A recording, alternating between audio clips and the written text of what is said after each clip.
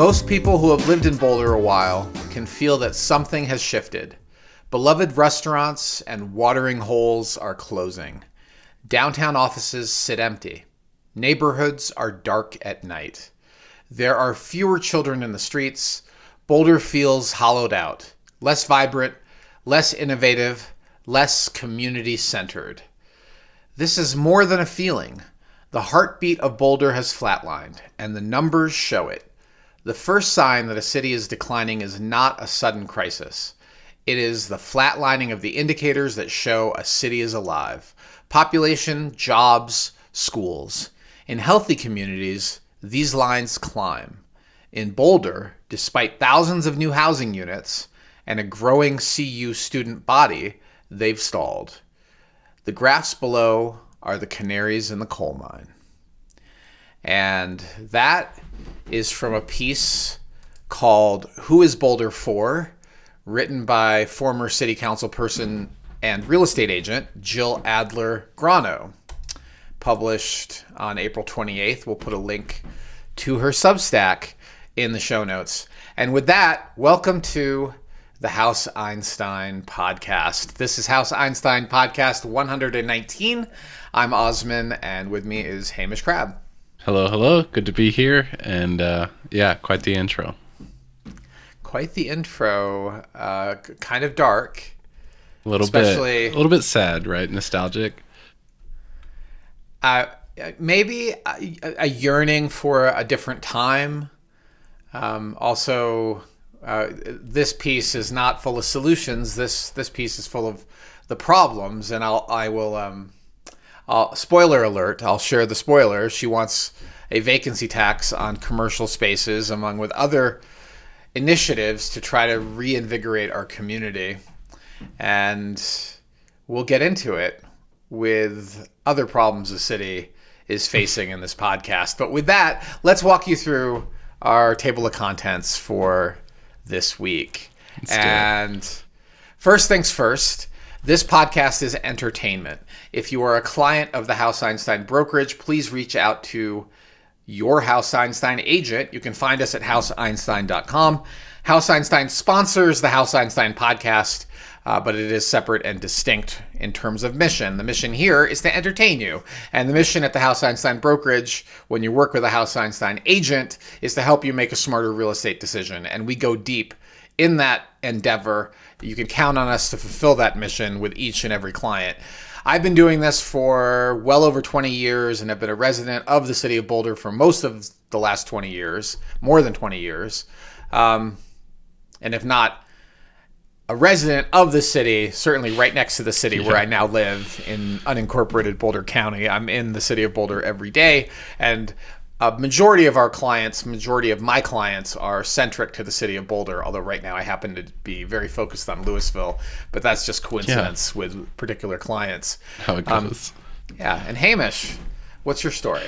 I've been here at the House Einstein brokerage for about 4 years now, where I essentially assist with supporting all of the agents on the team as far as contracts and showings, and I take a lead role in the marketing as well with the videography and photography. So kind of a jack of all trades, master of none, oftentimes better than one. And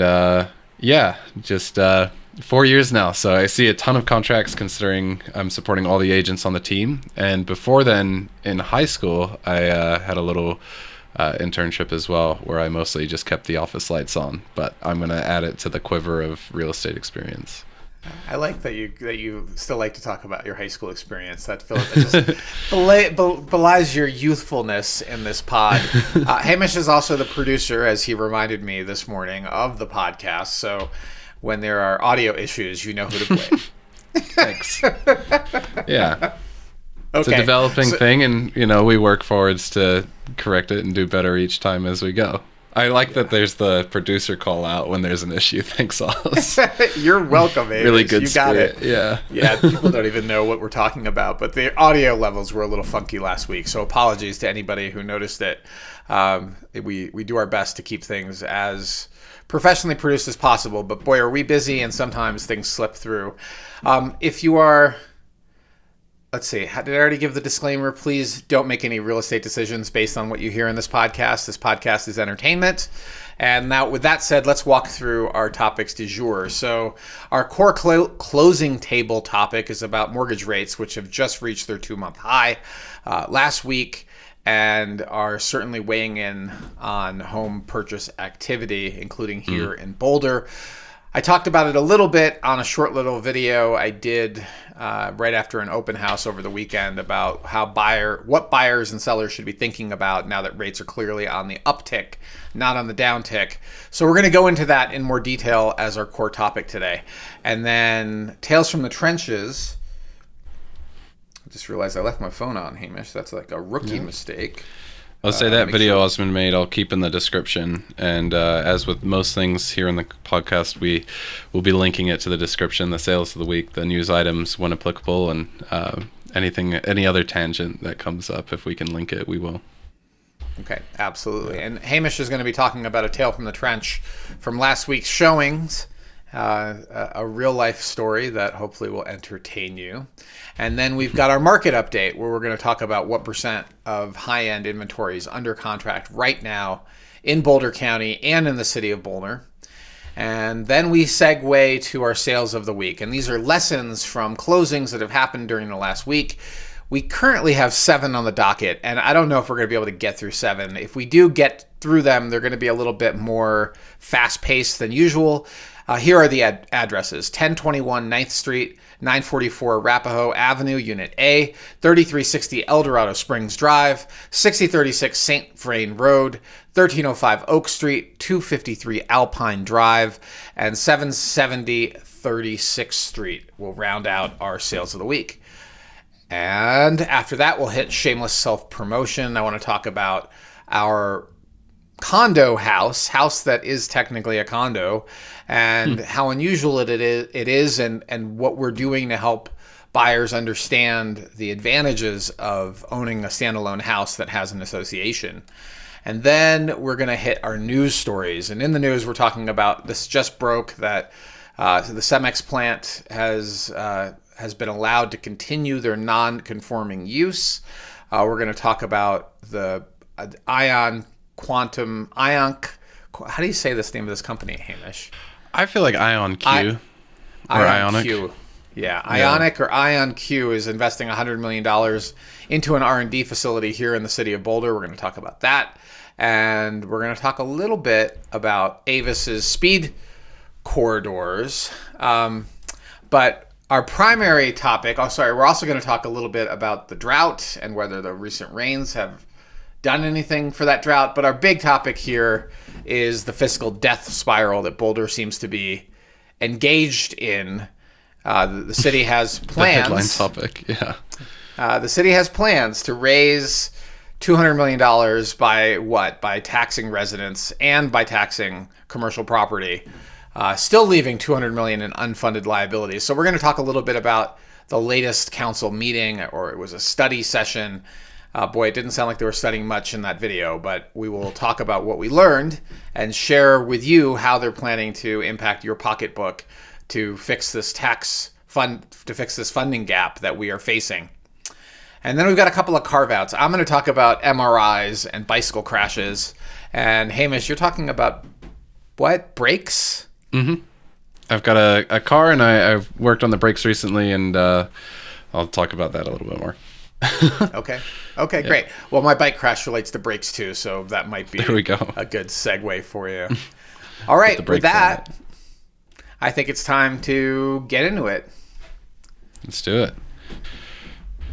Well, geez, man. I have a lender. I'll shout him out by name, but Mike Roth. And every week, even though I purchased through him and have my home, I get a rate update email.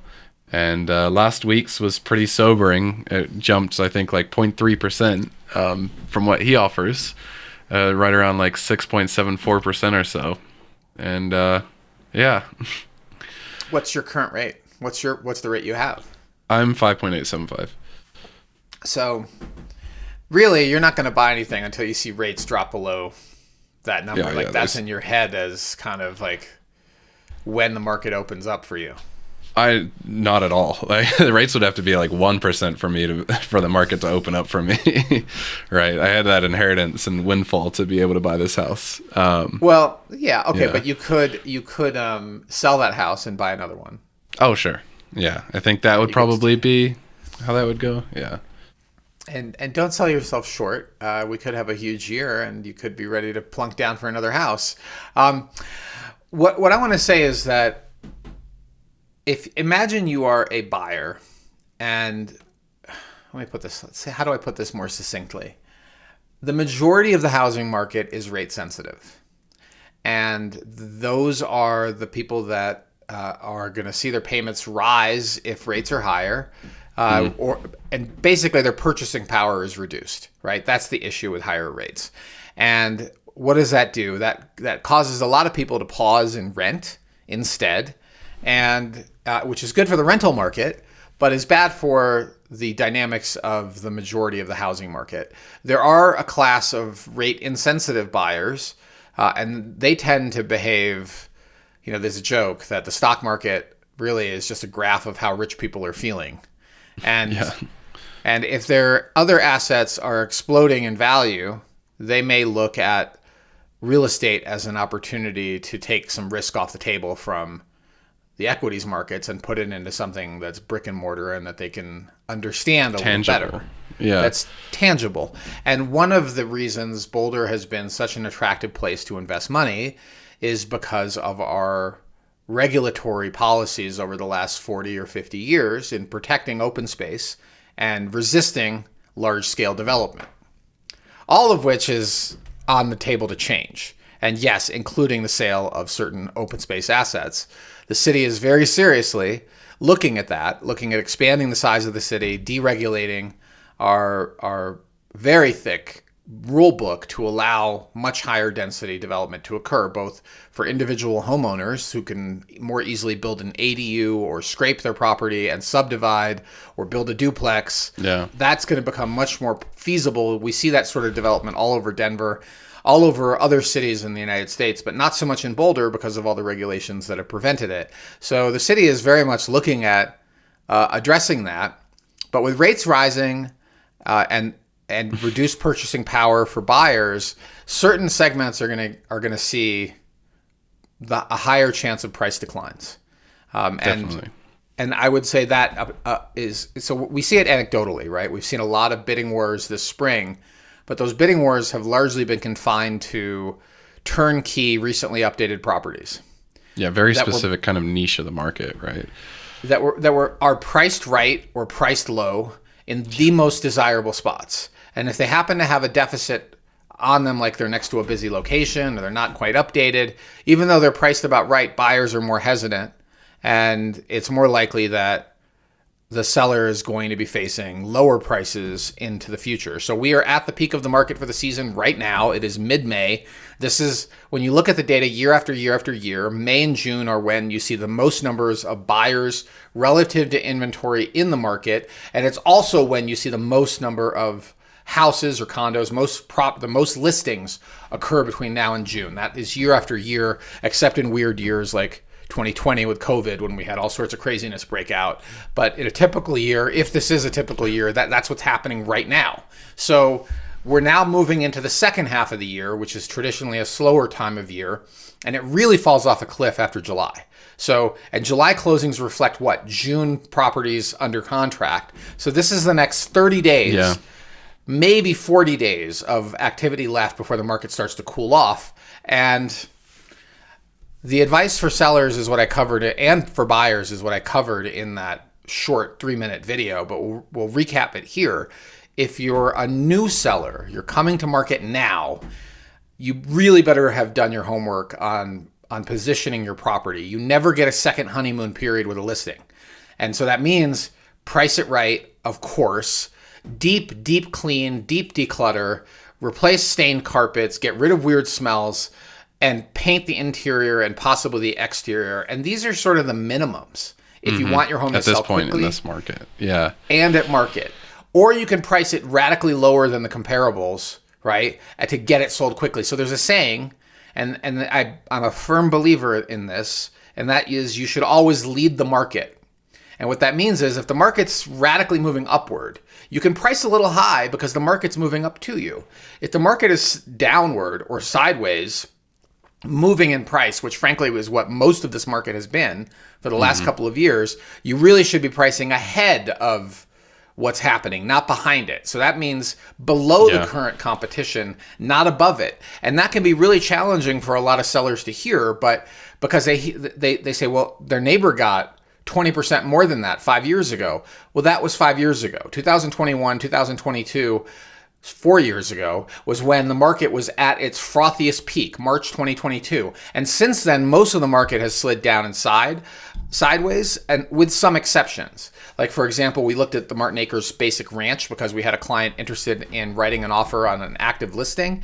And we looked at the comps, and the comps say that that house is overpriced by at least $100,000, if not $150,000. And we presented the comps over the last 3 years to the client so they could see that prices have been moving down and not up. And we also admitted that, yes, this first quarter, there seems to be a little bit of a pop in activity, but those are anomalies, right? Like these properties all had some sort of sizzle to them, like they backed to the creek, right? Or had great views. Yeah. Or were the largest Martinique model that had been completely updated, and that's not your house. Covered in a pod or two ago, yeah. And your house doesn't have a garage, which removes 80% of the buyers. So here's a very reasonable offer based on the comps. And of course, they told us to take a hike because they're into wishful thinking that they'll get back what they paid for the house 4 years ago. And they're probably not going to get it unless there is what we used to call the dumb money in the market. And Boulder is one of the smartest communities in the country. Most of our clients are incredibly intelligent. They don't just throw money away. Where they're susceptible, and unfortunately, I think this happens to a lot of buyers who choose the wrong agent, is they're susceptible to psychological pressure from their own agent. So instead of telling them what we tell people, which is there's always another house, you don't have to, like, if you don't get this house for the price you want to get this house, and we agree that price is fair, there's always another house, you can let it go, right? If we think it's something extremely rare and that you may want to think twice about it, letting it go, we'll say that. And every once in a while we're wrong about it, right? Like the price will drop after we said that. But most of the time when I feel like, oh, this is actually a really good deal, it's gone very quickly, like within days. So honesty is how you really want to engage with your client as a real estate agent and tell them really what's happening. And if you're a buyer or seller, you really want somebody who guides you through this process. But in this current rate and rising environment, sellers need to be even more aggressive than they've been in the past. They really need to benchmark against active competitors, and they need to price below those active competitors. We're entering the second half of the year, not above the active competitors. Prices are moving downward, not at every location and every price range, but for the majority. And that includes the high-end luxury listing agents. I know you don't want to tell people that, but that's absolutely the truth. Prices are moving downward. And we're going to get into that when we look at our market update at the high end with what percent's currently under contract. Okay, what about the buy side, Hamish? I was going to say it's a tough pill to swallow, I think, as a seller, because, typically when you're setting your pricing, you're looking at the comps. And nobody wants to go underneath them, especially when you consider yourself at or above the comps. But yeah, considering how things have been sliding and everything, if you price yourself within the comps instead of ahead of them, you kind of lose that momentum. I'm recapping a while into your explanation there, but that's my little bit to say. Well, for the buyers, I mean, it's a tricky one, right? You're watching your purchasing power essentially erode in real time, and then with inflation as well, erode even further. So it's a really tricky spot, and I think I'm going to kind of jump into that a little bit in the Tales for the Trenches, but I'd say at this point, I'd want to be pretty dang selective, and there's also the concept of catching a falling knife, right? Like if we see that rates are going to increase and you're watching your purchasing power erode, as a general idea, you're also kind of expecting that house values themselves will continue to fall. So why jump in now when, ideally you want to buy at the bottom of the trough? Timing that and figuring it out is a lot of fun and great strategy, like thoughts. However, at the same time, if you find something that fits your bill and it looks good as far as location and functionality and everything for what you're looking at, the cost of missing that would be greater than getting, a couple % on a deal. Well, That's my take. I will take a little bit of exception to what you said, and it's not that I'm not saying you're wrong. It's just a difference of opinion, and maybe we're saying the same thing. But when you prioritize timing or getting the absolute best deal over getting the right house, you're likely going to be disappointed because it's incredibly it's incredibly difficult to time the market. And even if you are successful timing the market, by prioritizing that over the quality of the house, you're likely going to be disappointed. Remember, you're buying something you're going to live in for the majority of our clients. It's not, most of our clients are not buying these properties as investments, especially at today's rates. The vast majority of them are buying them as a second home or a primary home, and their family and friends are going to live in this home partially for the year or for the whole year. And that is something that happiness is very difficult to put a number on, but you know it's worth a lot, right? There are two lies that Boulder real estate agents tell their clients. The first lie is that prices only go up in Boulder. And it's 100% not true. There have been many periods in Boulder's real estate history, since I've been in the market, where we've seen prices come down. And then they usually come back up. It's usually bottom driven. So the duration and the depth of the decline is usually shallower and shorter at the entry level. And at the high end, it can be multiple years of inventory currently on the market, and prices can slide downward for 2 or 3 years, not 2 or 3 months. And that is something that most agents, I don't even think, understand, because they frequently will say Boulder real estate only goes up. And the second lie that agents tell their clients is that it's always a good time to buy or sell. And both of those things cannot be true. It cannot be both a great time to buy and to sell. And understanding the nuance of is it a great time is really important too. Is it a great time might mean that you have lots of selection and you might have some negotiation opportunity. You may not be in a bidding war. That sounds like a great time for Boulder real estate because, boy, these bidding wars that we've been dealing with since 2010, like this is the first time I saw the first bidding 16 years ago, they're not fun. And you get a house with multiple people and multiple people disappointed, only one winner, right? And as for selling, even within any given year, there's seasonality, right? Like this year actually might be, when the year's over, better than last year. But there's a time of year that's better to list and sell, and that time is ending. We're moving into the second half where it's harder to sell a house because there's declining numbers of buyers. So if there's fewer buyers in the market, you have to be even more competitive than the other homes on the market in order to attract that interest. The better time to sell is late first quarter when the swing of the season is in your favor. So even without the rising rates, which is like turning off the fuel, right? Like we're cutting the fuel that drives the market. Yeah. Even without that, the second half of the year is not ideal. And then the late part of the year, where I see sometimes people sell because of family reasons or whatever, is September, October, November, and December are usually horrible times to list and sell. You're usually better off to take that time and properly prepare your home with quality contractors at prices you can afford, line them up, get the home ready to sell, work with an agent who can guide you with the right things to do and not waste money on things that don't add value, and then be ready to list at the beginning of the year. Way better than listing in most cases in September, October, November, or December, which is also why I usually like to travel during that time of year, because it's really not the smartest time to be like deep into the real estate process of actively listing. It's a good time for us to consult with people and help them prep their home. Like we need a listing agreement to do this, but we will start working with you early because we want to help guide you to prepare your home properly. But you're gambling on what the market looks like in 4 or 5 months, and it probably will be stronger in any given year. Spring will probably be stronger than winter, but not every year, right? The market does what the market does. We can just base our advice on historical patterns as well as macroeconomic factors and local factors as well. So that's my spiel to buyers and sellers is, sorry, sellers, you're about to enter a tougher time of year. And for the buyers, boy, you should start to see more selection. And in the fall, you're going to see a bunch of people that overpriced their house, didn't get a buyer, and now is the time to offer low, negotiate aggressively, get a big discount from list, and have more selection from which to do it. There's a window for that. It's before Thanksgiving. So it's end of August through the beginning of November, right up until Thanksgiving is your ideal window to negotiate big discounts from disappointed stale listings, disappointed sellers, and stale listings. Is that because like after Thanksgiving, I think maybe people start getting into like holiday season, so they'll like either withdraw or like, better luck next year? Yeah. Exactly right. It takes typically about 30 days to close. So if you're not going to close till January anyway, and their agent tells them, look, the market's going to be better in the spring, which it almost always is, then they're usually better off to say, okay, we'll just wait till next year. Let's just pull it off the market until we get a real offer from a real buyer, not this low baller, clown who shows up with a 15% below list offer, which, by the way, is not like, look, we're talking about $1 million assets, right? Like these are high-end assets, sometimes multiple $1 million assets.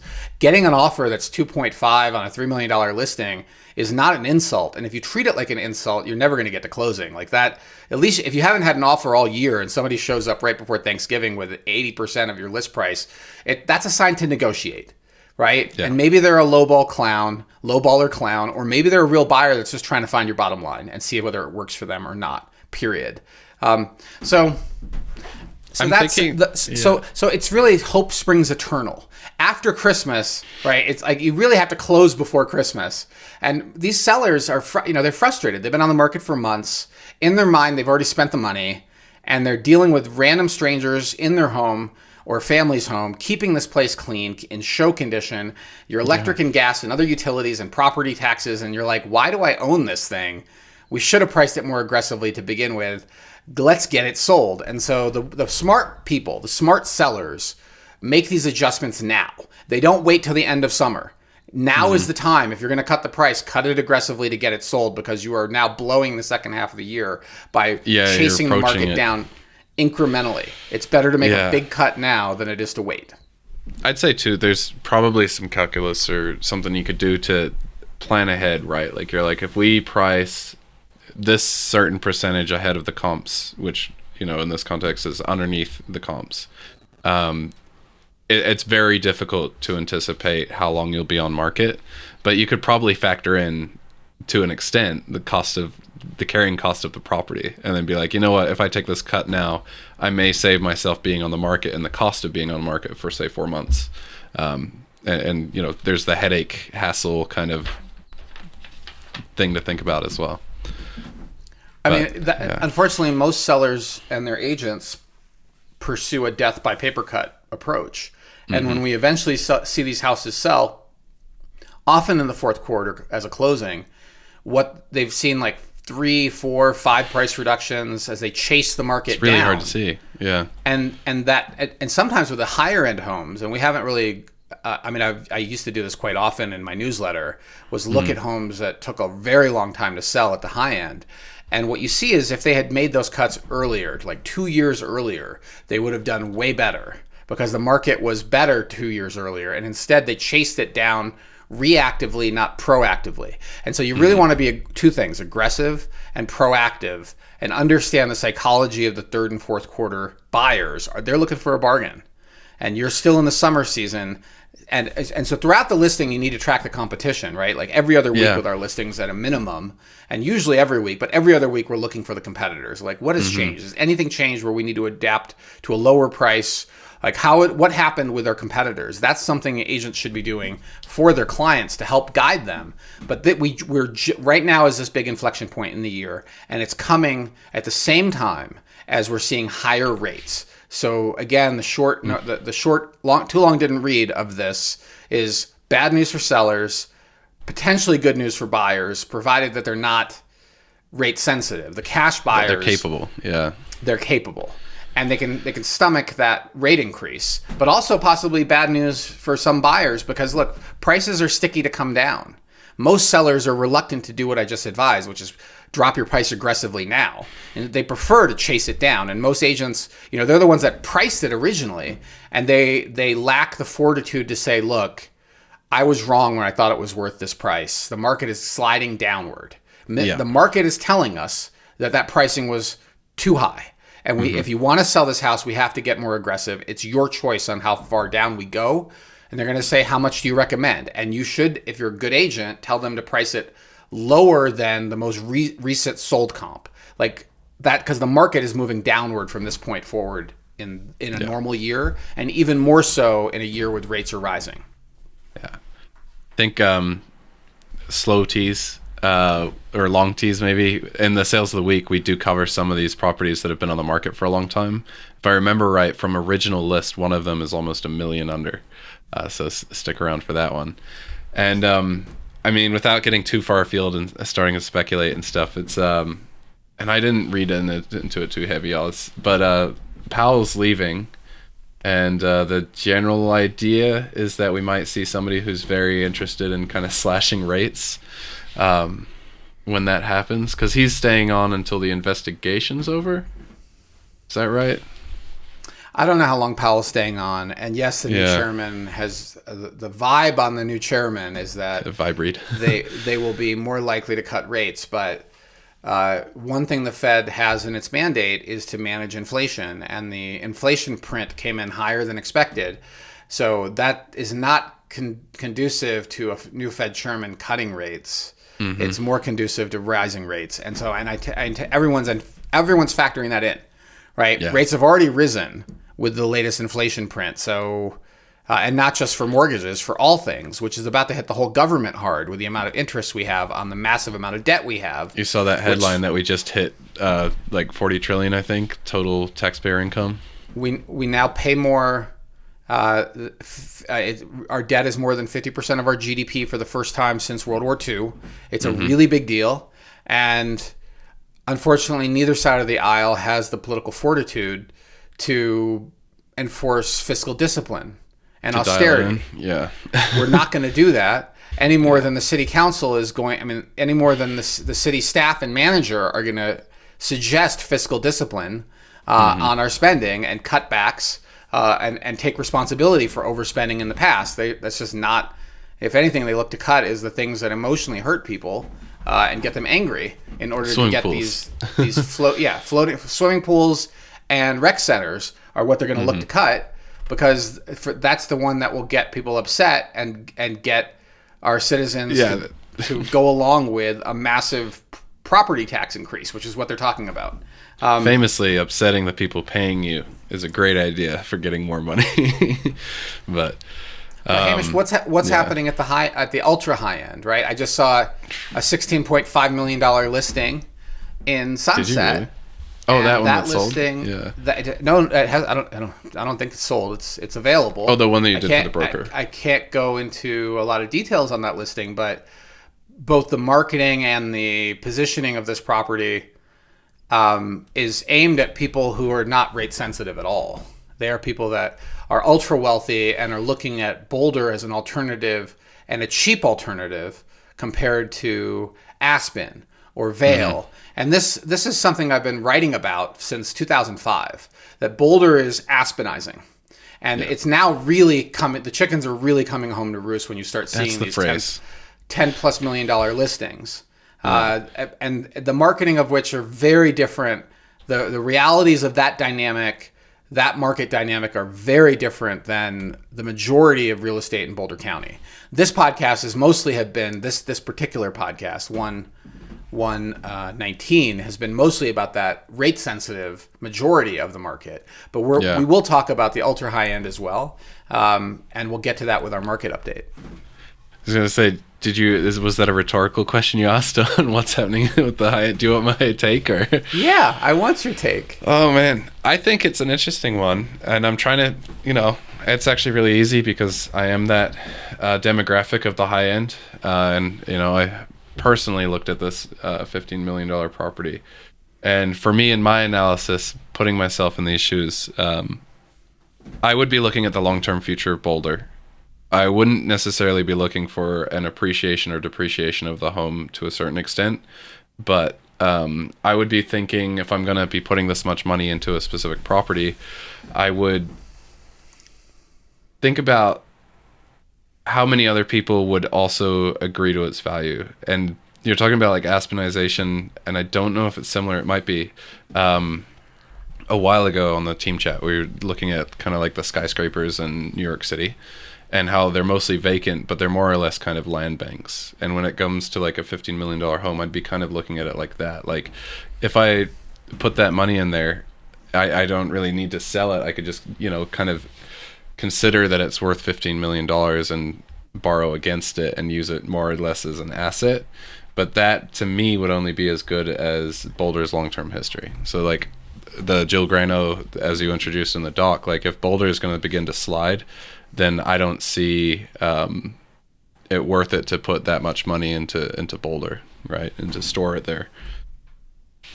I mean, that's a very legit point. So absolutely, all buyers look for comps, including buyers at the high end. They want to see justification they want to see others that have also invested in this location with this class of asset before they throw money in. We are all human. We are all subject to persuasion, social proof, social proof, right? And there is another house that sold last year and set a record right up the street from the one I'm talking about at 15. This one is 16.5. This one's a better house. No argument. The other house was cool, had a lot of tech, a lot of really amazing design features. There was a broker tour for the other one as well. This one is a better house. There's no argument. The views are incredible. It faces west. It's better designed for entertaining, right? That house had individual little balconies for every room. This house has a giant space with a pool in the center of it. The whole house opens to frame that space. It's an incredible property. I think it will attract a buyer, and I don't want to say more about it because we're not supposed to talk about active listings in a public forum. So maybe I'll talk about that in the next Fresh Listings newsletter. But that house I think will sell. Yeah. But every buyer at every price range wants to look for social proof or comparable sales that justify the value, and a location that has a history of ultra luxury sales is more likely to support another one. And absolutely, land banking is a thing.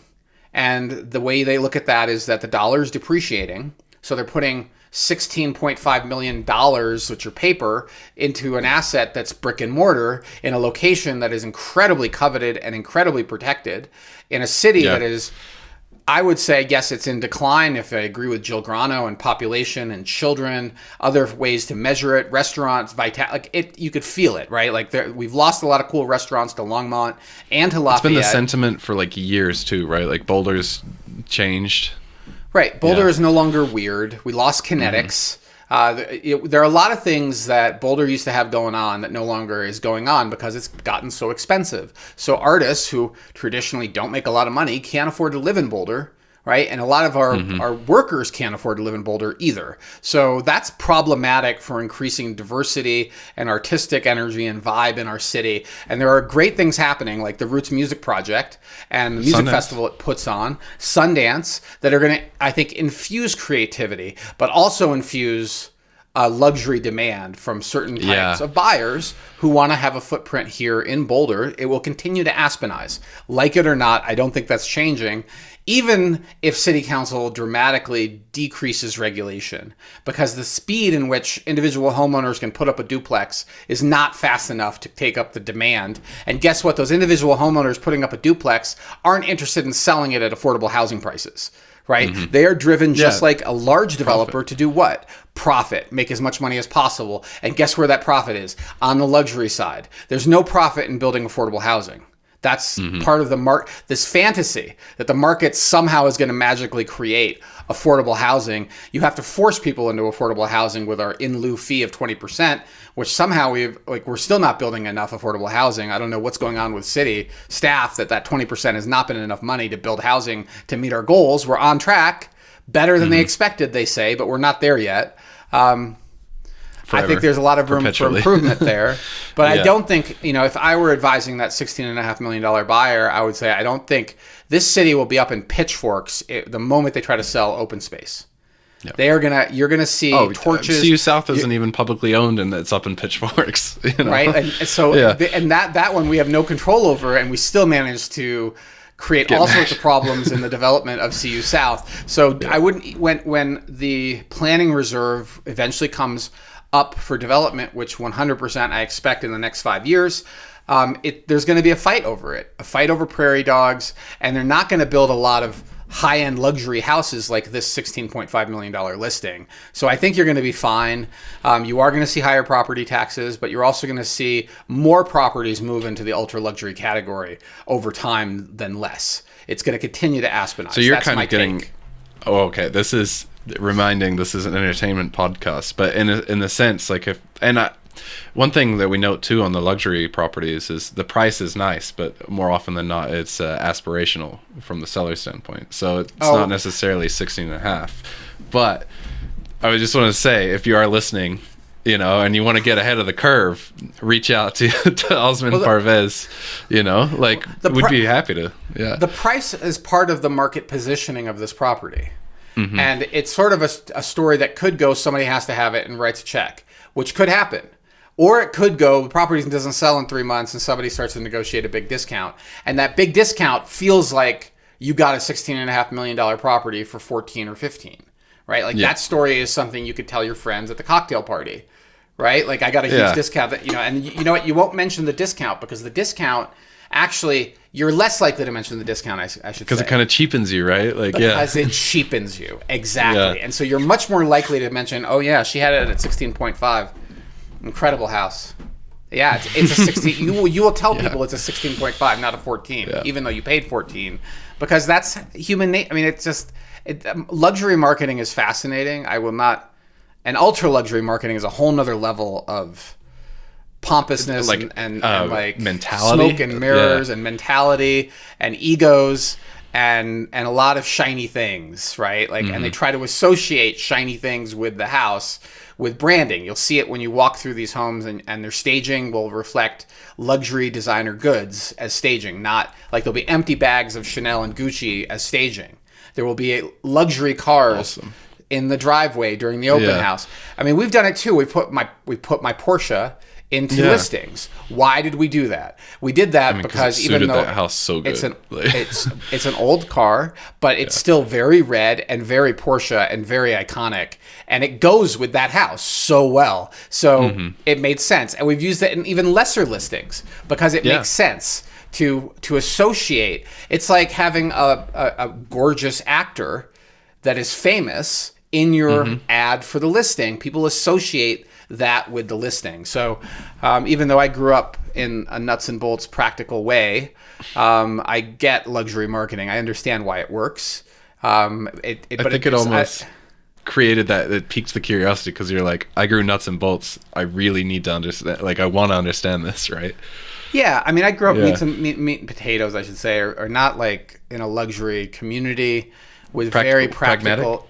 Pragmatic, practical immigrant parents who were conservative fiscally, and we didn't spend money in a way that was ostentatious. In fact, it was very clear that my parents looked down on ostentatious spending, and their community looks down in some ways on ostentatious spending.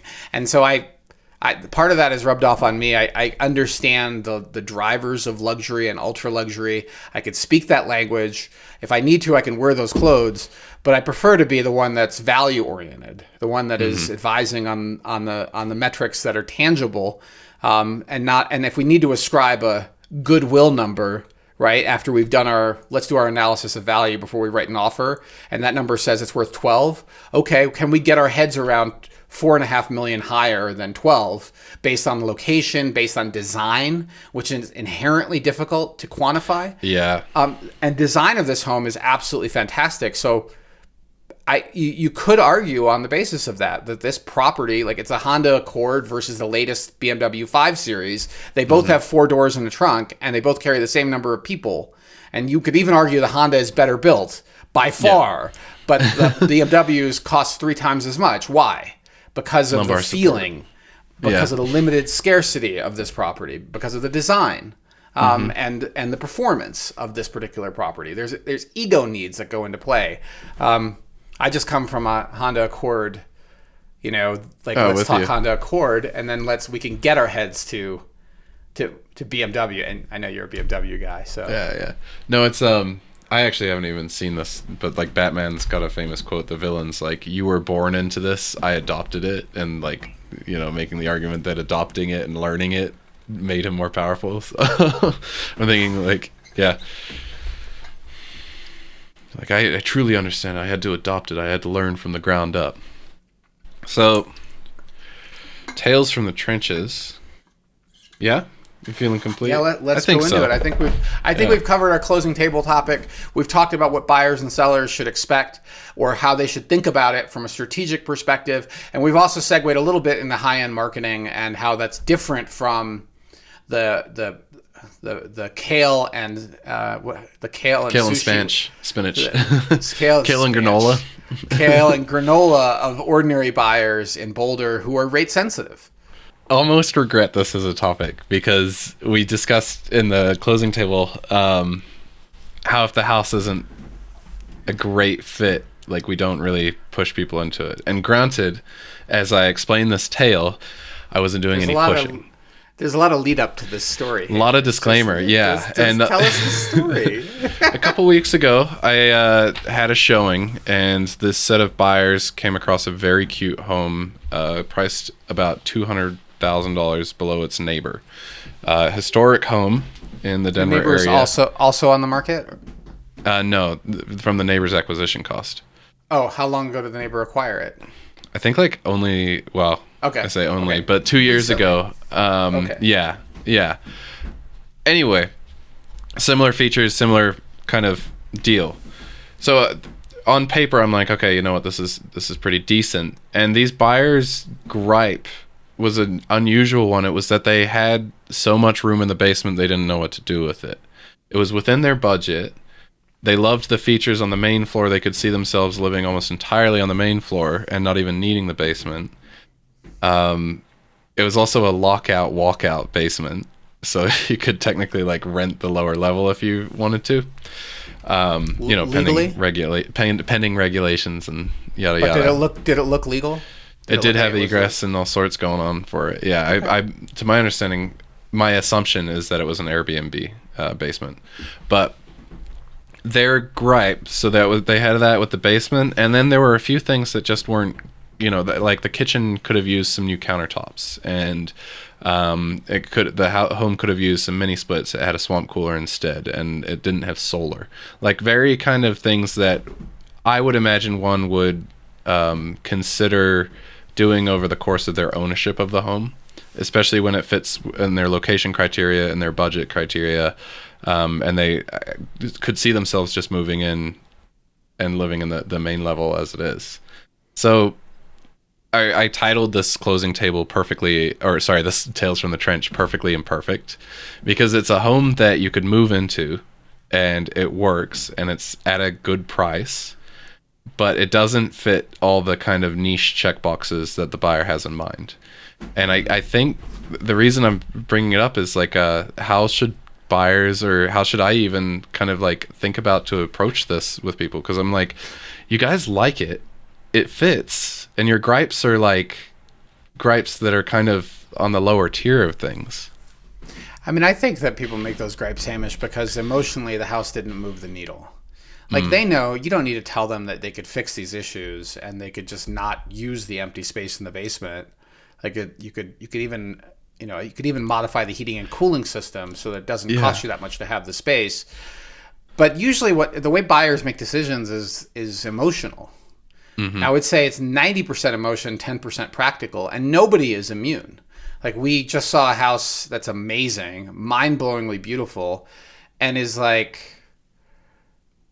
$3 million more than what we've been looking at. And the client can afford it, right? I'm not taking a client who can't afford the house.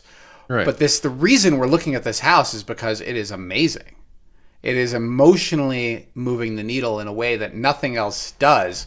And right after seeing that one, we saw a more ordinary $1.2 or $1.3 million house. And it was like, it was depressing. It was just like completely ruined the this house, the 1.2 or 1.3 does fit all the functional requirements, but doesn't fit the emotional needle. The emotional need. And sitting on $3 million, whether it's in a house or in an investment account, is not emotionally meaningful to most people. Like Warren Buffett gets a lot of emotional like meaning by a capital allocation. And intelligent and profitable capital allocation is why he is who he is. He's really like driven by that. But most people I don't think are. Most people would rather have the last 20 years of their life in an amazing home that they look at the corners of this home and it moves the needle emotionally than live in one that was a third of the price but fits the functional needs. Motel 6 fits the functional needs. Yeah. Okay? Right? Like if the lights, well, and it might also meet your needs for risk and danger in inner cities today. Yeah, depending back on when it started, it was really clean, cheap, clean. Walmart sells groceries and foods. The Whole Foods sells groceries and food. Right? Kind of, maybe. Walmart a similar analogy. Walmart is the largest retailer of organic food, is my understanding as well. It's an interesting analogy, but the point I'm trying to make is that if you're a seller, and we advise sellers as well, we often look for ways to create some sizzle, something that pulls the emotional needle in the right direction. First, we eliminate the negative stuff, right? Because we know like air fresheners are negative, bad smells are worse, and stained carpet is horrible, and dirty windowsills, and dirty glass, and dirty bathrooms, carpeted bathrooms. Like baseboards that are dirt. There are things that make people react with disgust, whether or not they admit to it. Okay, they are reacting with the emotional feeling of disgust, and that nobody writes an offer on a house when you're feeling disgust. So the first thing is to get rid of all those negatives. But then the next thing that we like to help sellers understand is how do we move the needle in the positive direction, and that's why we have professional stagers. But there are also things you could do that move the needle in a positive direction that are not about staging, that are actual improvements to the property that create that, this house has got this cool feature, like a Tesla Powerwall, for example, or a whole house. That's like some people are moved by like that sort of tech system. There are also other things like opening up the view. Like I'll never forget one of the first houses I sold in Devil's Thumb was to a contractor from out of state, and we spent about an hour after closing talking about, actually during the showing, and then after closing again, how do we improve the marketability of this house? And the answers were largely bigger windows, because the home had been built in the 70s, where the windows were so much smaller. Open up these giant windows to the view, and here are some places that we like. There are these transom window spots we could put in small windows that you could see flat irons through, and then in the backyard we need a big opening and a really pretty outdoor deck, and make sure there's good flow between the interior and external living spaces of the home. Because if there's really good flow indoor and outdoor, that's why people move here. You're gonna get the emotional reaction that you want in order to sell the house quickly and for more money. So when you work with a client like you did, and they're pointing out the technical aspects, the problem is there's nothing emotionally moving the needle for them, and so they're looking for a reason to fail the house. And that's exactly how it felt. Yeah. And I was when they were like the basement's too big, I don't know what to do with it. I was like, power to you, because like internally and definitely from like the integrity standpoint, like I'm not trying to push anybody into a home, but there was that like, are you complaining about too much room? Like, are we for real right now? And I'll say too, like something I see and would probably just be I don't think blanket advice for sellers, but if there is a modification for a home that you haven't done or cannot afford before you list it, maybe see about doing the legwork on it. Like for me, for an example from myself is, I live in a ranch. It'd be very similar to like a Martin Acres ranch. And if I go to sell it before I do this work, I will have a contractor come over and look at my trusses and determine whether or not this wall that's in between my kitchen and living room is removable. And I can put that there in the showing.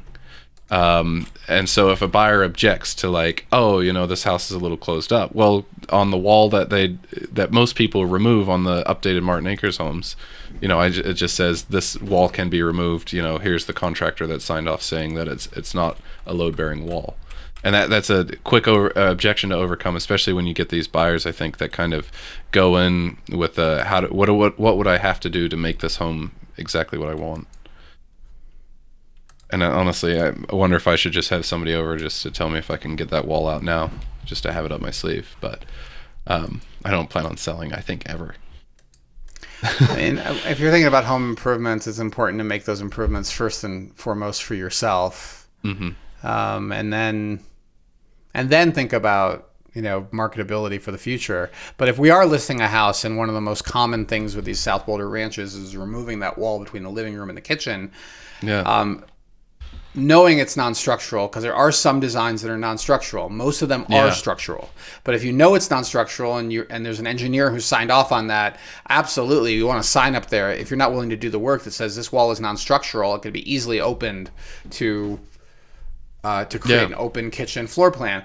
But there's liability in that. So that's why it's really important to be careful if you're going to choose that approach.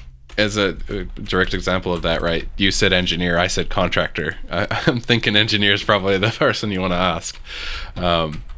There's I think his name is Stuart Hicks on YouTube, and he does these videos about architecture and kind of the evolution almost of like the American suburban home. And right around the 70s or so, there was like the invention of stamped trusses that are like pre-manufactured and then transported. And that, I think, changed the whole idea for like what you can do to open up areas. And that, I definitely don't look in an attic and go, stamped truss, we can remove the wall, because no. But definitely not.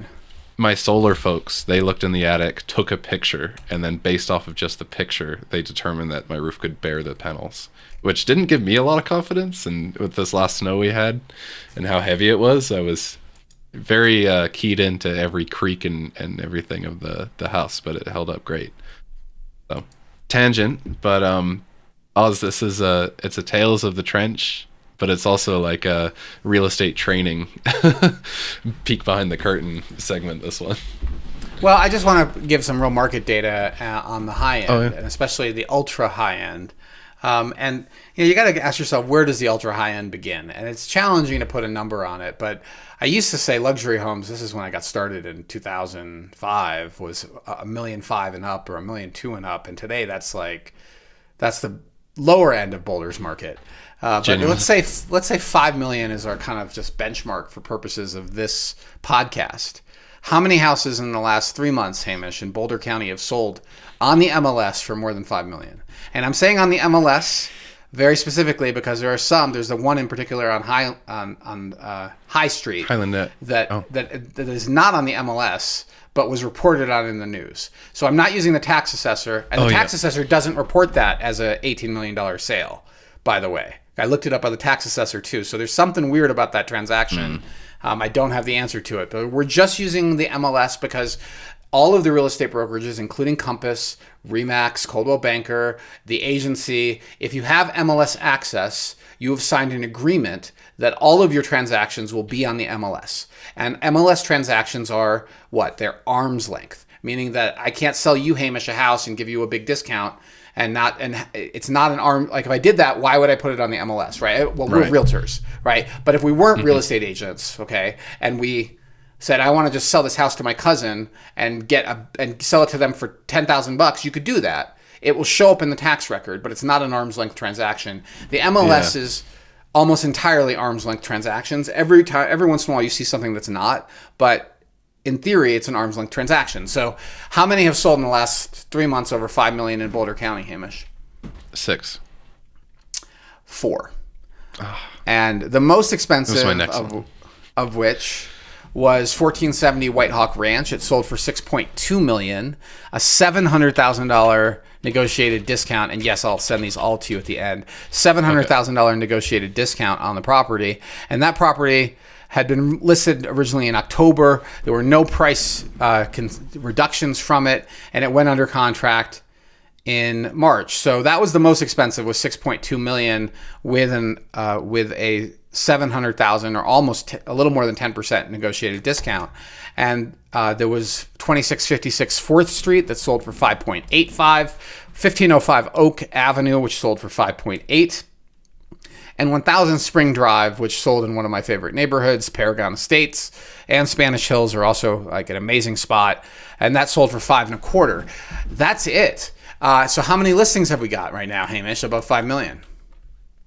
These are detached single family houses. Oh man, I think there's like I'd say like 30 plus almost, if not more, right? 65. Yeah. Okay. Of the 65, how many under contract? 2. 4. So 4 out of 65 4. is represents, let's see, what is that? 4 out of 65 is 6.2% under contract, which means 93.8%, right, is the math? Mm-hmm. Right, availability. Yeah. 6.2% under contract, 93.8% availability.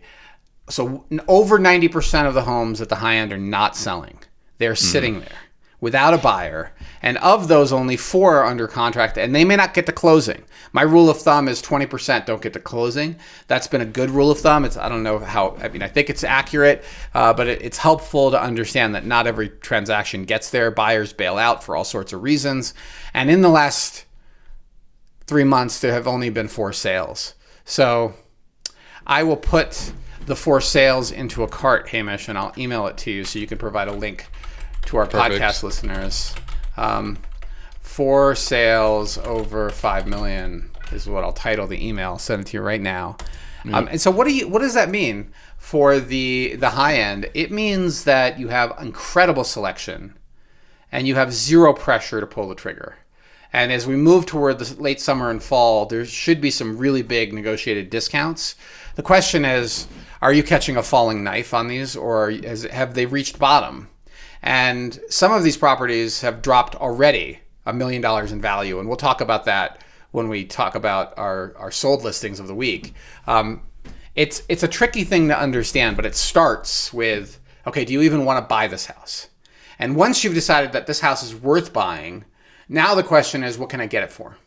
And there are all sorts of ways to get to that offer that we negotiate, and often it's a long negotiation. It doesn't happen instantly and overnight, especially if you are putting a high priority on getting a big discount.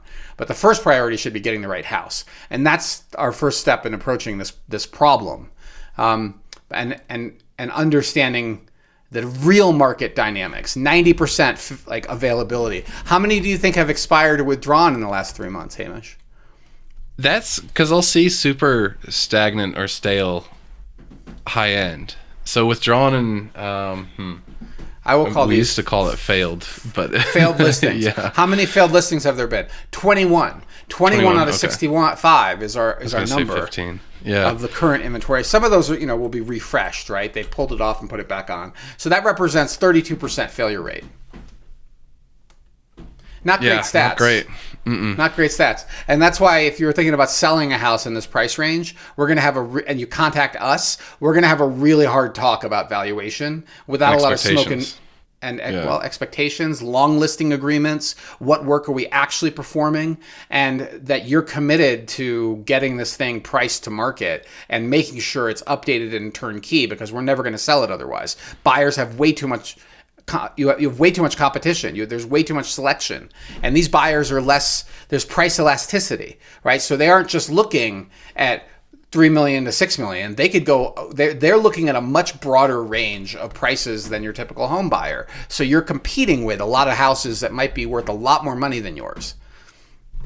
Okay. And we've seen it too, particularly with certain clients where they're looking very high up and they're like, you know what, like, the selection isn't great right now, but we need a house, so they'll buy something like 1.3 and then passively look at the market with their higher budget and just completely settle and kind of almost take themselves off the market for nothing. They're more selective, so they're willing to buy a cheaper house just to live in while they wait and shop for their dream home. And that makes all the sense in the world. If you're not seeing, if you've got $5 million to spend and most of these houses are not checking the box for you, you can afford to wait. Go buy something else or rent something else in the meantime. We did that a lot on Nantucket when we worked with buyers, which is, let's just get you the little cottage that gets your summer experience here. And we know what you want. We have a really good working relationship with you and the rest of the real estate community on Nantucket. At every cocktail party, I've got you in my back pocket and my flashcards of buyers. Right. And so I'm shopping you at these cocktail parties while we're getting drunk. I'm like, we're looking for the $7.5 million home on this particular location with these features. When you get it, please call us before it hits the market. Like, that's a very different world, by the way. Yeah. I miss totally. I miss that cocktail party world, but that's okay. I'm happy we can make it here. It's happening here, right? Yeah. It's happening here. All right, let's move on. So that was our market update, and now it's time to talk about sales of the week. Oh, so you did jump into the market because I was, wrapping up the tails. All right, I'll figure out when market update happened earlier. Go to sales. I'll write down the time code. Sorry, I thought, well, we segued right from your Tales from the Trenches right into the market update for the high end. Yeah, okay. Okay, sounds good. And now next on the docket are sales of the week. I need to open the right cart, so bear with me for a second. Podcast 119 cart. There we go. Okay. And we're going to start with 1021 9th Street. And the reason I chose this house is that it's a bad location. Sorry, Mr. Balls is chipping in here. Yeah, I'm going to be stayed mute for a while. He's on one. Okay. So 1021 9th Street is a busy street. And it's not a street where I would have advised developing a brand new house because of how busy the street is. It's just lots and lots of traffic. Coincidentally, just to the north of that house, 2 houses to the north, is a house that we really wanted to buy a few years ago because it was priced so inexpensively. It was down to like 1.2, and it's an incredible house, but also bad location. And it was on 9th? And it's on 9th. And that's what we just couldn't get our head around, is this bad location. And it appears that this was either a vacant lot or a subdivision. And I think it was a subdivision because it didn't have an address earlier than when it was built. So this is now a brand new house that I would call the style very modern,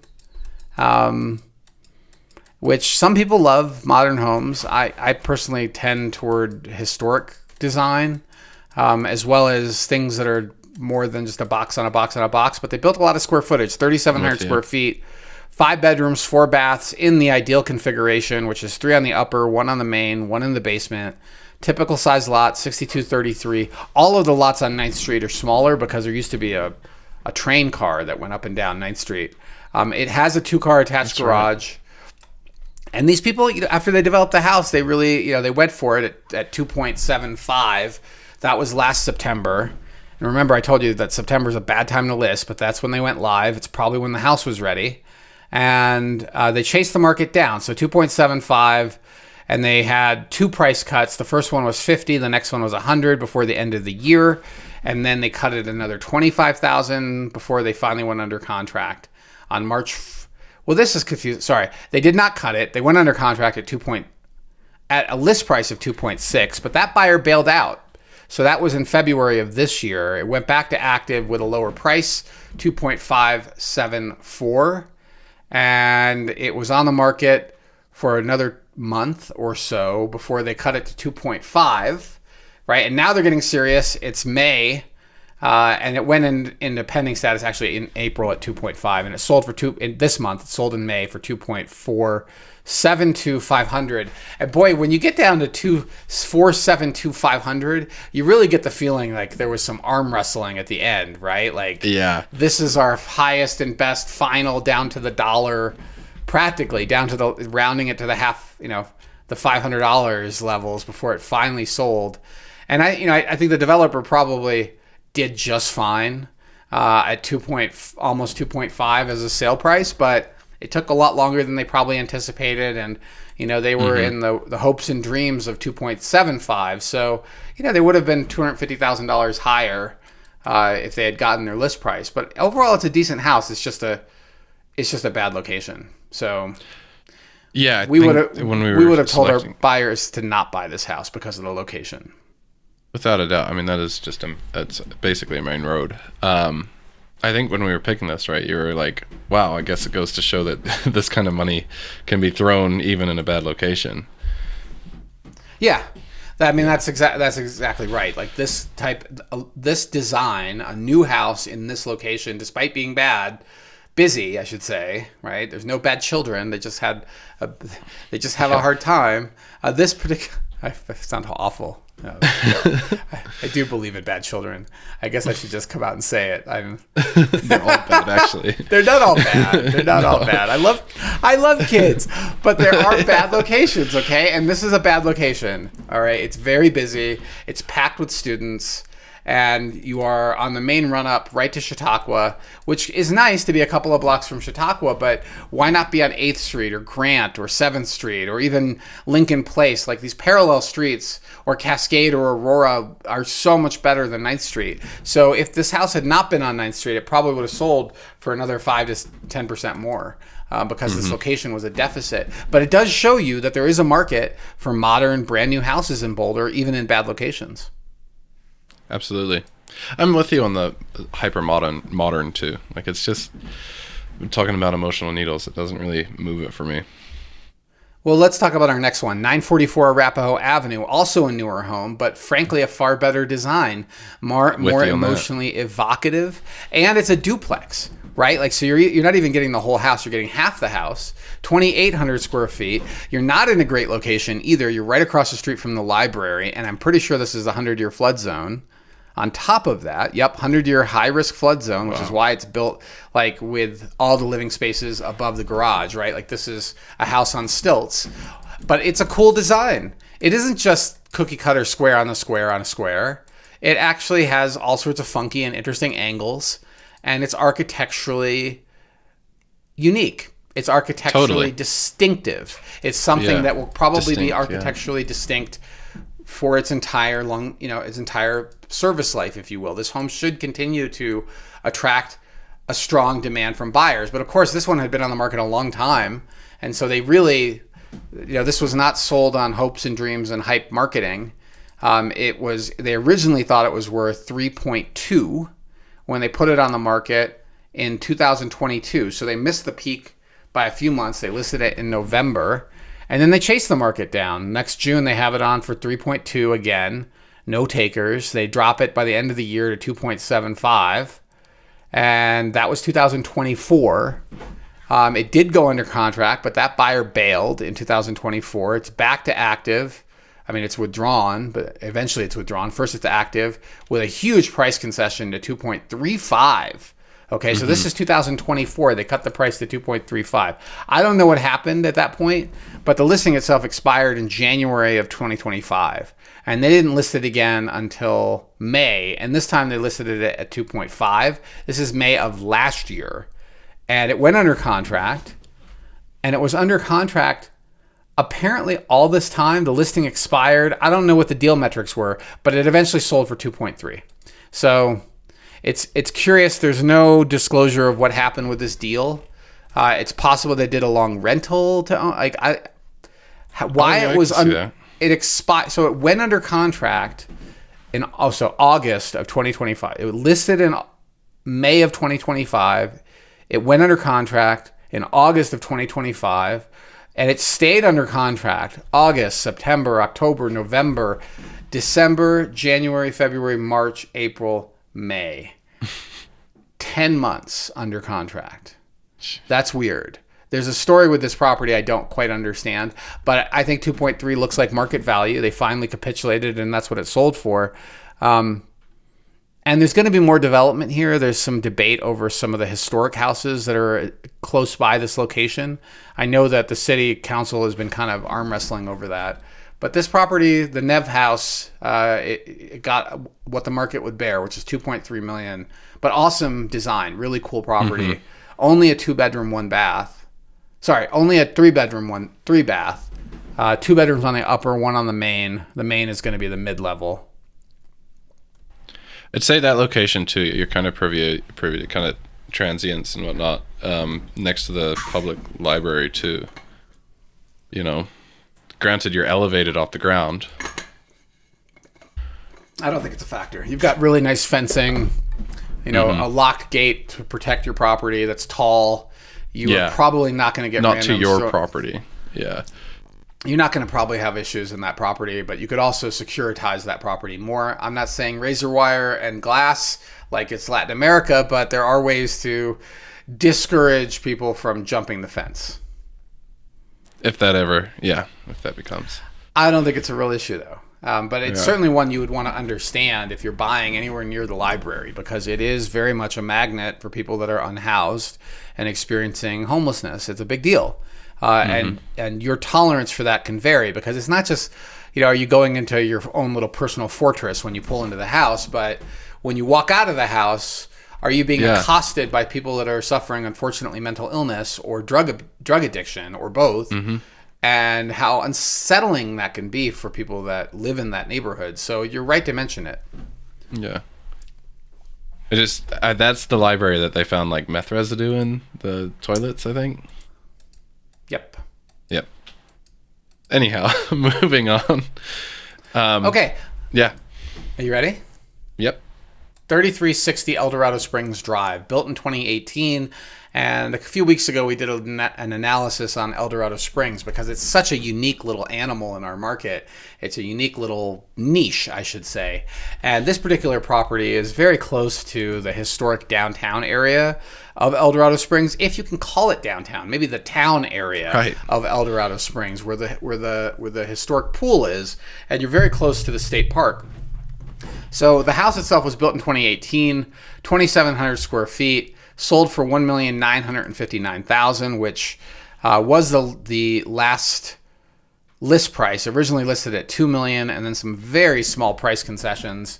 Listed in January, a couple of small price concessions, probably just to refresh it and push it back out on the market. It clearly wasn't priced horribly wrong, but approaching $2 million in this location is a little bit of a challenge because there's a lot of old, rundown, weird properties I would say, there's a nicer way to say that, like they are quirky, eclectic, funky. That's Eldorado Springs, and there's a community that lives there that's quite happily living adjacent to Boulder without any of Boulder's issues, and then also gets to enjoy the incredible, the springs, the pool, and the refreshed water park. It's just a pool, I think. But I've been there. It's been really fun. It's very family friendly. And this particular house looks very well designed with post and beam interior and windows that open up to all the beautiful rugged outdoors. The cool library, like this is sizzle, right? The built-in bookcase with a rolling library ladder is very, it's something that you'd expect to see in Harry Potter kind of library. Like it just feels cool. There are cool features and sizzle to this property. And even though it's now 9 years old or 8 years old, it still is such a perfect kind of, I would call, second home most likely. Although it's possible that people bought it for a primary, but it certainly has enough space to be a vacation home. It's got 2,700 square feet, 3 bedrooms, 2 baths, 4 parking spaces, and a little over an acre of land. Yeah, have you seen the lot lines on this one? I've not. Check it. Probably. It's in the photo stack, and there's a ILC too. It's unique. It's listed as a 4-car garage. I'm trying to find the garage. No. It says 4-car off-street parking. Oh, okay. That explains it. Yeah. All right. I'm looking for the photo that has the ILC in it. Okay. Yeah, it's a weird shape, and that's not unusual. It looks like this is parcel 3. Yeah, for Eldorado Springs has some uniqueness to it. It looks like Steep you've got driveway. 2 sections of your lot that go down to the road. Yeah. Yeah, that's at least it looks like it's surveyed. That's what I was like, props for that, right? Although I will say ILCs are not actual surveys. But this one has a lot of detail on it, so it might be enough for you to get comfortable without a full survey. And that's sometimes what has to happen, because surveying these weird lots that have been around a long time but are based on like where the mine markers were and stuff can be really expensive to get a legal survey. So most people, or many people, end up settling for an ILC or multiple ILCs just to get their head comfortable on what are we looking at. But it's not an actual survey, so that's something important to keep in mind. Yeah, that's good to know the difference. I saw like one of these audit type videos on YouTube, and it essentially was neighbor feud, and the buyer of the property didn't look or verify the fence line and went and bulldozed all of his neighbor's trees and everything. And then the neighbor, called the cops, and it went from there. But I was like, holy cow, that could have been avoided, like just the bad blood and everything, by like knowing what land is yours. There's somebody who appears to be doing that very thing up here.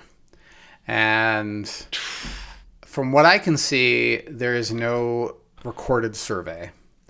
And that doesn't mean the tax assessor doesn't have some mapping online, but the maps for the tax assessor are completely inaccurate when there's no survey. And that's what, I mean, our house is ridiculous. When you look at the assessor map, makes no sense. So it's possible they got an ILC as part of the transaction and they feel confident that that's actually the lot lines. I don't really know, but I sure hope they did their homework, because they're putting up a fence, and I suspect that the fence line is going to be a dispute issue with some of the neighbors. But we'll find out. It's not my house. It's not adjacent to me, so sort of not my problem, but I'm watching it, and I'm like, oh boy, this is going to be interesting, because there's no recorded survey on that property, but there might have been an ILC. So who knows what will happen. One to watch. They did their homework. Because people in the mountains can get a little feisty. You know what I mean? I'm picking up what you're... This was in Tennessee, so I think similar levels of feistiness or something. I mean, it doesn't... It's not just people in the mountains. It's no, all but the people stereotype can be a little feisty. 6036 St. Vrain Road is our next one. And this one is super interesting because it's a horse property. It has a barn with stalls, and it was listed as having water rights. And there's a 68-acre conservation easement directly to the south. But then it says there's no direct way to access the ditch, shares to the property. So a new owner could check out possibilities.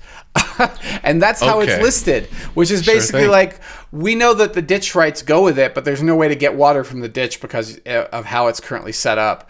Maybe there's a way to do it. Not our problem. We're going to list the house and sell it anyway. And it was listed at 1.625, and that was on April 22nd. It was under contract almost immediately, and it closed for cash for $100,000 over list, and it closed within 2 weeks. No, 3 weeks, just about 3 weeks. 23 total days on market. So $100,000 over the list price. And it's a 2,400 square foot house, 3-bedroom, 2-bath, 1990s era, 4 acres of land.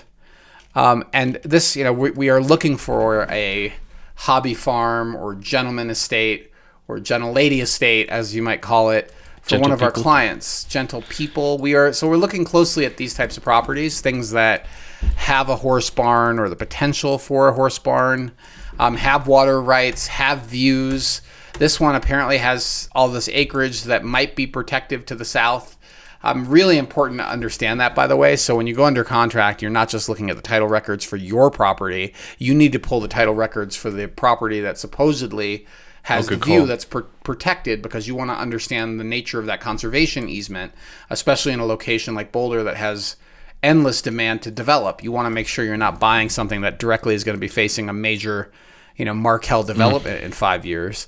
So this is 2,400 square feet. Really, I think the house itself is okay. I'm with you. It doesn't move the needle emotionally. I like the vaulted ceilings. It's very 90s era custom home with some updates that might be newer. The kitchen area and living area is big and spacious. Nice big glass windows. It's fine. Really, the value here is that you've got a 2,400 square foot, 3-bed, 2-bath with a 3-car attached garage and a horse barn, 4 acres of land, and then and maybe water rights. God, I can't believe they didn't quantify it or tell us how to access it. But good location. You're in the farm belt. You are west of Longmont. You're south of that cement plant that we just talked about earlier. You're not that far that from... we will in the news. Yeah. Oh, we haven't talked about it yet. Okay, we're going to be talking about the cement plant. But you're west of Longmont, and you are obviously quite a bit north of Boulder, but you're not far from Lyons. Like Lyons and Longmont would be your central kind of locations you go grocery shopping. This would have worked for our particular client had they been ready, but they would have needed to move really fast. Like the same day it hit, we would have had to do a showing, which we can do with our systems, but we would have needed to have an offer ready within 24 hours. And I think it's a good comp. Although with the one thing is, I really wish that we understood the water rights, because those could be worth hundreds of thousands of dollars or could be worth zero. Yeah, and I think too, this one really illustrates like when that correct property comes on, because obviously for this buyer, I mean, I guess it hit the acreage requirement, the horse requirement, all these things, that they were just $100K cash, right? And a relatively quick close too, wasn't it, like 3 weeks? So yeah, I mean, it's possible that your neighbor allows you to run a pump and water to irrigate your fields from the Swede ditch, twice a year or three times during the spring runoff. Or there might be zero opportunity to access the ditch shares, or you might have to drive a truck to the ditch and pull water out and transport it. Like, how does it work? And boy, no disclosure of how it works is so puzzling to me when the value of the property is so wound up with these water rights. With the water. Yeah. Or ditch, yeah. I would have, like, I thought, had this seller bought the home like a year ago, I wonder if they bought it and they were like, oh, I'm sure I can work something out with the neighbor, and then the neighbor just stonewalls them, and then now they're putting it up. But it looks like this home was last sold in 2005, so I don't think that theory is quite accurate. It suggests, right, that the buyer knows more than the seller or their agent about the value of this property, that they were willing to spend $100,000 cash above the list price, close in 3 weeks to get this thing. Yeah. And it suggests that the seller may have left some money on the table by not properly marketing the water rights. I don't know that to be the case, okay? I'm not saying go attack the listing agent. I'm just saying that water rights are really valuable. So we know that they're included with the sale of the property. We know it's the Swede ditch, but we don't know the real value of the water rights. So it's such a, and I suspect the buyer, having spent $100,000 over list, put a number on those water rights, and is probably a well-educated number, because and very hopeful they can get access. Or they know they can, right? And everyone else is sitting here going, how do the water rights work? And this person's like, I know how the water rights work, and this property's undervalued. So spending $100,000 over list when it could be worth 1.9 or 2.1, like, how much money was left on the table? That's the question mark I have for this property. That's a good point too. If you've got a listing where the listing agent says, for the buyer to figure out, don't see that and be like, oh, well, I'm good. If you go and do the math, you might actually find yourself, there's actually some value there if you go and contact the right people and ask the right questions. This is the classic relationship between risk and return. And when you put risks over to the buyers to figure out, you are decreasing the value of your property. If you have solved these risk things and properly marketed them, you can increase the value of your property. The more risks you put on the buyer to figure out, the less the property is worth. Yeah, that's a great way to put it. All right, our next one is 1305 Oak Court. And this property was listed just under 1.5. It too got a bidding war because it sold for 1.625. So $135,000 over list. It hit the market April 15th, tax day, and it was under contract within a week. It could have been under contract within a day, right? Or 2 days, because you have 3 business days to change the status. We don't really know. But given that it sold for more, the listing agent was probably telling buyers that there's multiple offers, which probably was true. And it's a 3-bedroom, 3-bath, 2,700 square feet with a 2-car attached garage. It's really close to Lucky's, right? This is something that most people view as a positive. It's also a little close to Broadway. It's basically directly across from Yarrow on the east side of Broadway, but there's no direct way to access it, right? So to get to the house, you have to kind of zigzag through the neighborhood, right? You take a right turn on Quince, drive right past Lucky's, down 15th Street, on a periwinkle, and then there's that circle of houses, and that's where this one is shoved in. It's several away from Broadway, so traffic noise really shouldn't be that big of an issue. Oh shoot, it's not on Oak. I gave the wrong driving directions. It's not on Oak Circle. It's directly south of that. Court. So it's Oak Court. So the way you access Oak Court is Norwood to 14th Street to Oak Court. So correction there. You're not driving by Lucky's every day. It'd be better to drive by Lucky's every day, honestly, because that's a grocery store that's very conveniently positioned. So it's still not that far away. Very easy to walk there because there are little social pathways through these neighborhoods. Just gonna ask, yeah. Yeah, so interesting property. And if you look at the photos, I think you can see why there was a bidding war. It is really crisp.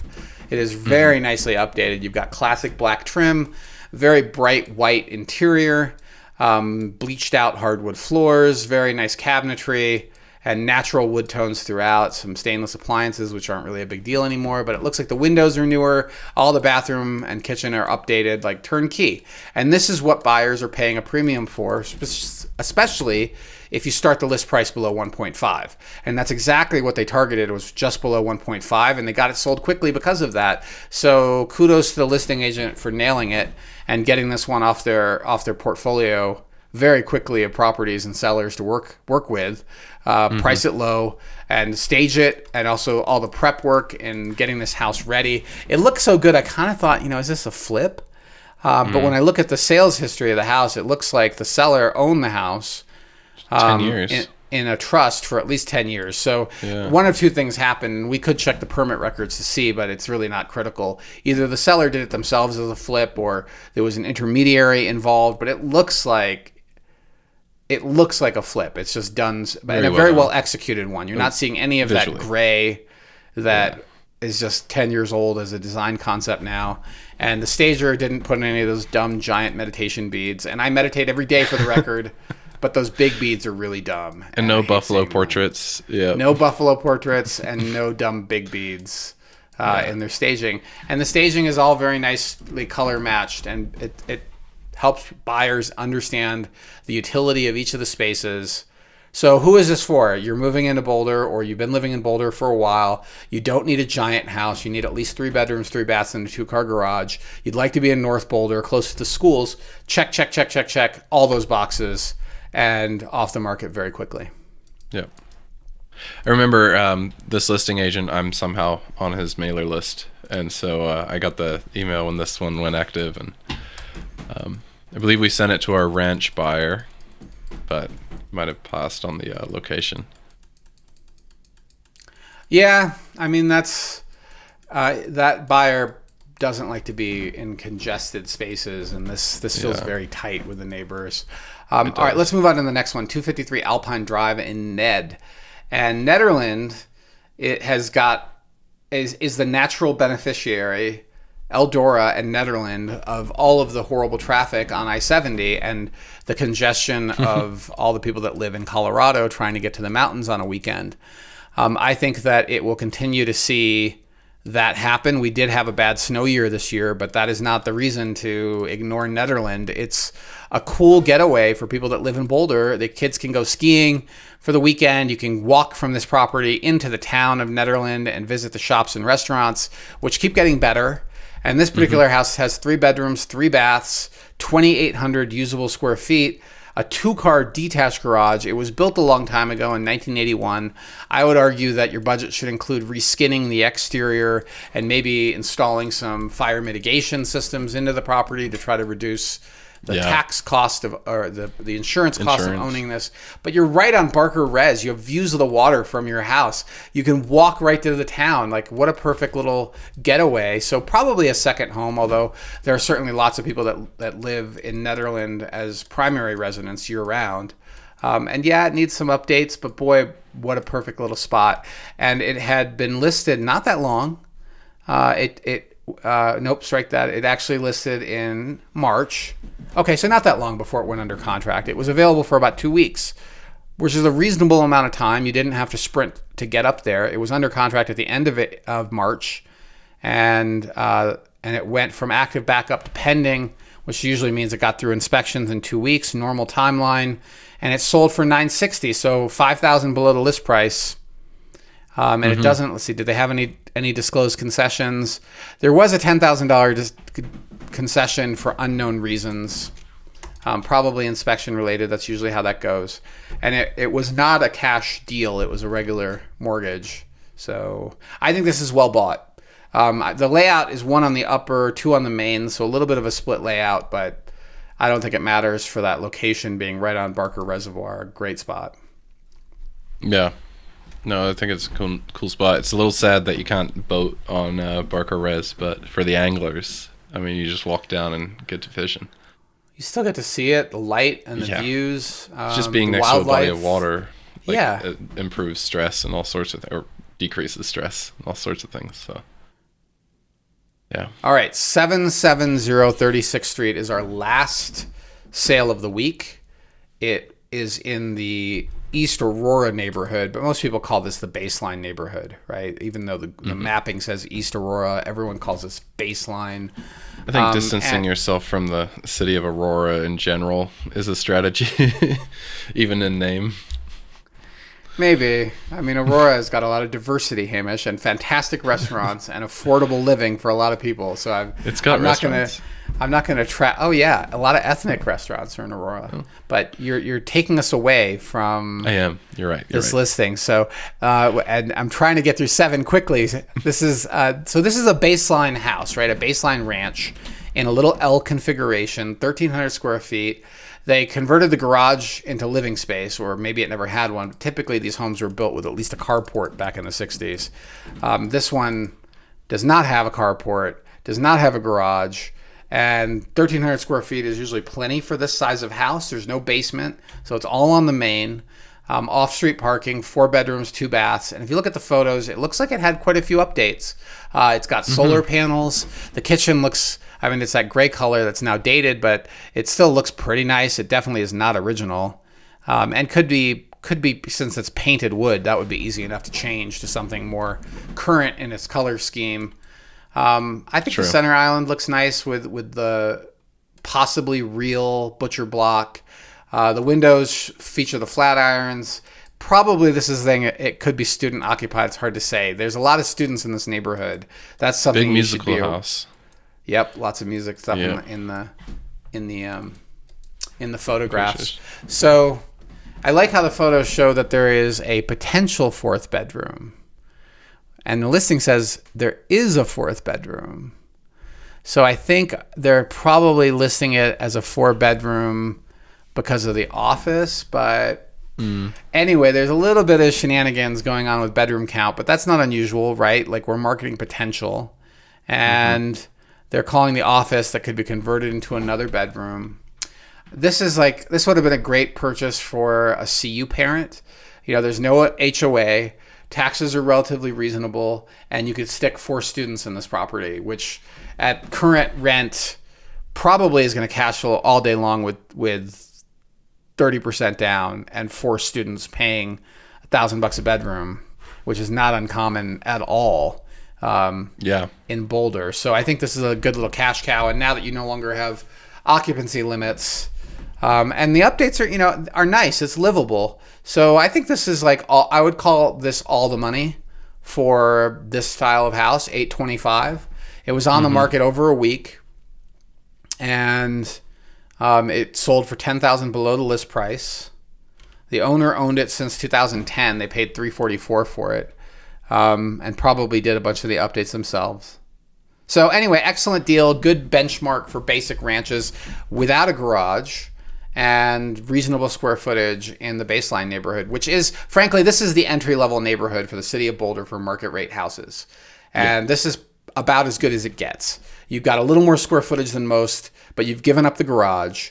You've got a decent location within the neighborhood. It's a great neighborhood if you are affiliated with CU.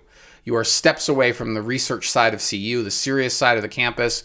And when South Boulder campus goes in, you're not far from there either. This is a great long-term investment. And my guess is it's probably a CU affiliated person who acquired it. Yeah, I could see it.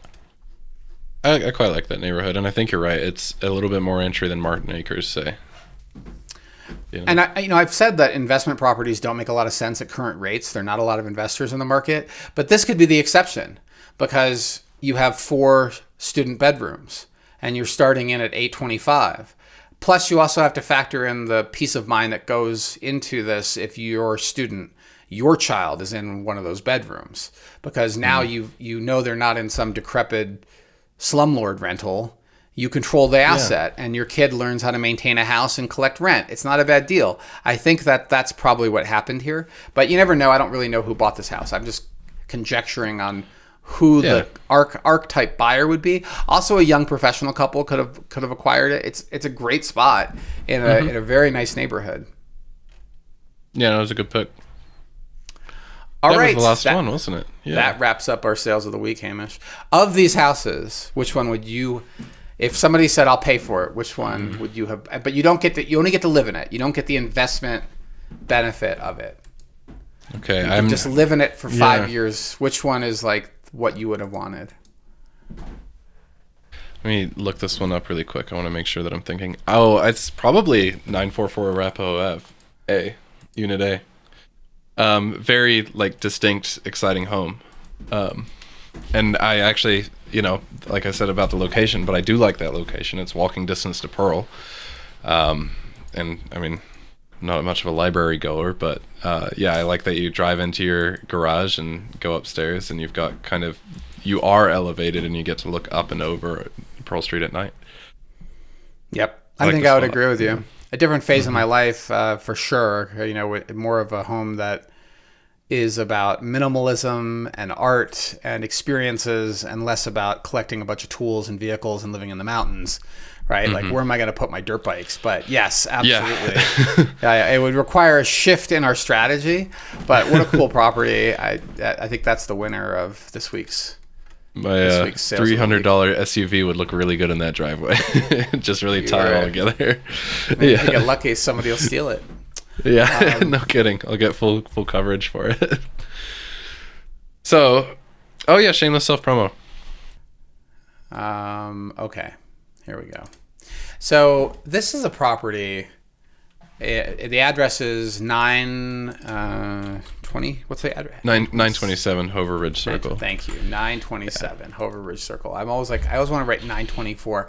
So this is a fantastic house. It's 5 bedrooms, 4 baths. It's central to Longmont. It's on the west side of Main Street, so you're not like on the east side, which makes things a little harder from a commute perspective. Built in the late 90s, but it's unique in that technically it's a condo. And even though all the walls are detached, you're not attached to anything else. You have your own space. You have a 2-car attached garage. The exterior of this house is maintained by the association, which includes studs out, right? So you're looking at paint, you're looking at the roof, all of the landscaping, and that's an unusual thing for property. You don't usually see single-family houses like that. I think that also creates a lack of understanding in the market about this property because it's unique. And so it's been on the market now a couple of months, and we've come down pretty dramatically in price. It's only listed at $525. And one of the things we're trying to help our potential buyers understand is, what are you getting from your $436 a month in HOA dues? And about $160 of that goes to insurance. So apparently, and this is what the owner says, you don't need a separate homeowner's policy because the expensive it's condo, bit I think. It's covered by the association. So $160 of your $436 goes to that. $67 a month is going to lawn care. $32 a month is the average cost used to offset snow removal, and the snow removal is prompt according to the owner. $58 goes into reserves, which is really important for associations to reserve for the future, because when the roofs need to be replaced, that's what it should be coming from. It shouldn't be a special assessment. Your water and sewer bill is included, so that's $56 a month. And $27 goes to the management, and about $36 covers various legal, administrative, tax, and professional fees of running an association. So when you think about what you get a lot of benefit for your $436. You're getting your exterior of the building and perimeter fences taken care of. Your roof is covered, snow's removed, landscaping and lawn care, including mowing and watering and fertilizing and seasonal cleanups and gutter care. All of that's included. You don't get a separate water and sewer bill, and you're contributing to reserves, which is intelligent management, fiscal management of your association. So it isn't all cost. And because the association maintains minimum standards, like you can't paint your house pink or park a boat in your driveway, that typically also protects values for the current owners. So it does appear that the Hover Ridge community is really a genuine community where there's neighbors looking out for each other and taking care of each other's pets and plants. Like, it's really a nice place to live, but the market's overlooking it, I think, largely because of the association. So our shameless self-promotion this week is that if you're in this price range for a single-family house in Longmont and you need a good bedroom count, 5 bedrooms, 4 baths, maybe you've got a family or you've got a community of people living together, this is not a bad deal, especially given that you're no longer using a bunch of your personal time to take care of the exterior of the house. You're paying for that so you can go play elsewhere. And we have a client actually who said, hey, if this was a single story property, because they have some mobility issues, they would be all over this because this is exactly what they're looking for. But they just can't deal with the stairs. So there you go. I completely agree. I think this is a great fit. I've got a friend who travels a lot for work, and they're finally starting to look at houses. I mean, we'll see. But something like this, where they don't actually have to concern themselves with maintaining the exterior and all these things, and they can kind of live in it and go as though it were a rental, but yet they get to build their equity and have a stake in the area that they're living. I think there's a lot of value in this, as well as it not being a condo or a shared wall or anything, but a standalone home. It's great. I mean, ask people that have to mow the lawn every week, that have to clean the gutters in the fall, that have to deal with the landscaping, have to pay to repaint the house or put a new roof on every 15 years and deal with that financial stress, what it's like to have all that off your plate. And instead, you can go play, right? You could spend time with your family. You could spend time with your friends doing outdoor adventures instead of taking care of a house. And anybody that's done it for a few years recognizes the value of their free time. So it's something that that it's hard to get people's head around because most condos are in an apartment building, or maybe they've got one attached wall as like a townhome. This is completely on its own, and there's a couple of them in the development, but it is not attached to anything. It's a standalone house. It looks like a house, smells like a house, functions like a house, just has all that benefit of not needing your physical labor. So we're pimping it. We're pushing it a little bit shamelessly in this shameless self-promotion segment because the market's overlooking it, and it makes a lot of sense for the right type of buyer. So I wanted to make sure we're mentioning it to our listeners and viewers because it has a lot of value. So check it out. If you're in the market, check out 927 Hover Ridge Circle, especially at other homes that are in the 5s. And then ask yourself, are you getting value for a much better house than most of the ones in the 5s in a pretty good location, very close to the pool and a bunch of other amenities in Longmont? Does this one make sense? And having done our analysis very carefully on this property, I think it does. So check it out and let us know what you think. Hey, if you want a tour too, reach out. We'll take you through it and point out, as well. Oh, that's true. That's true. You can actually call us.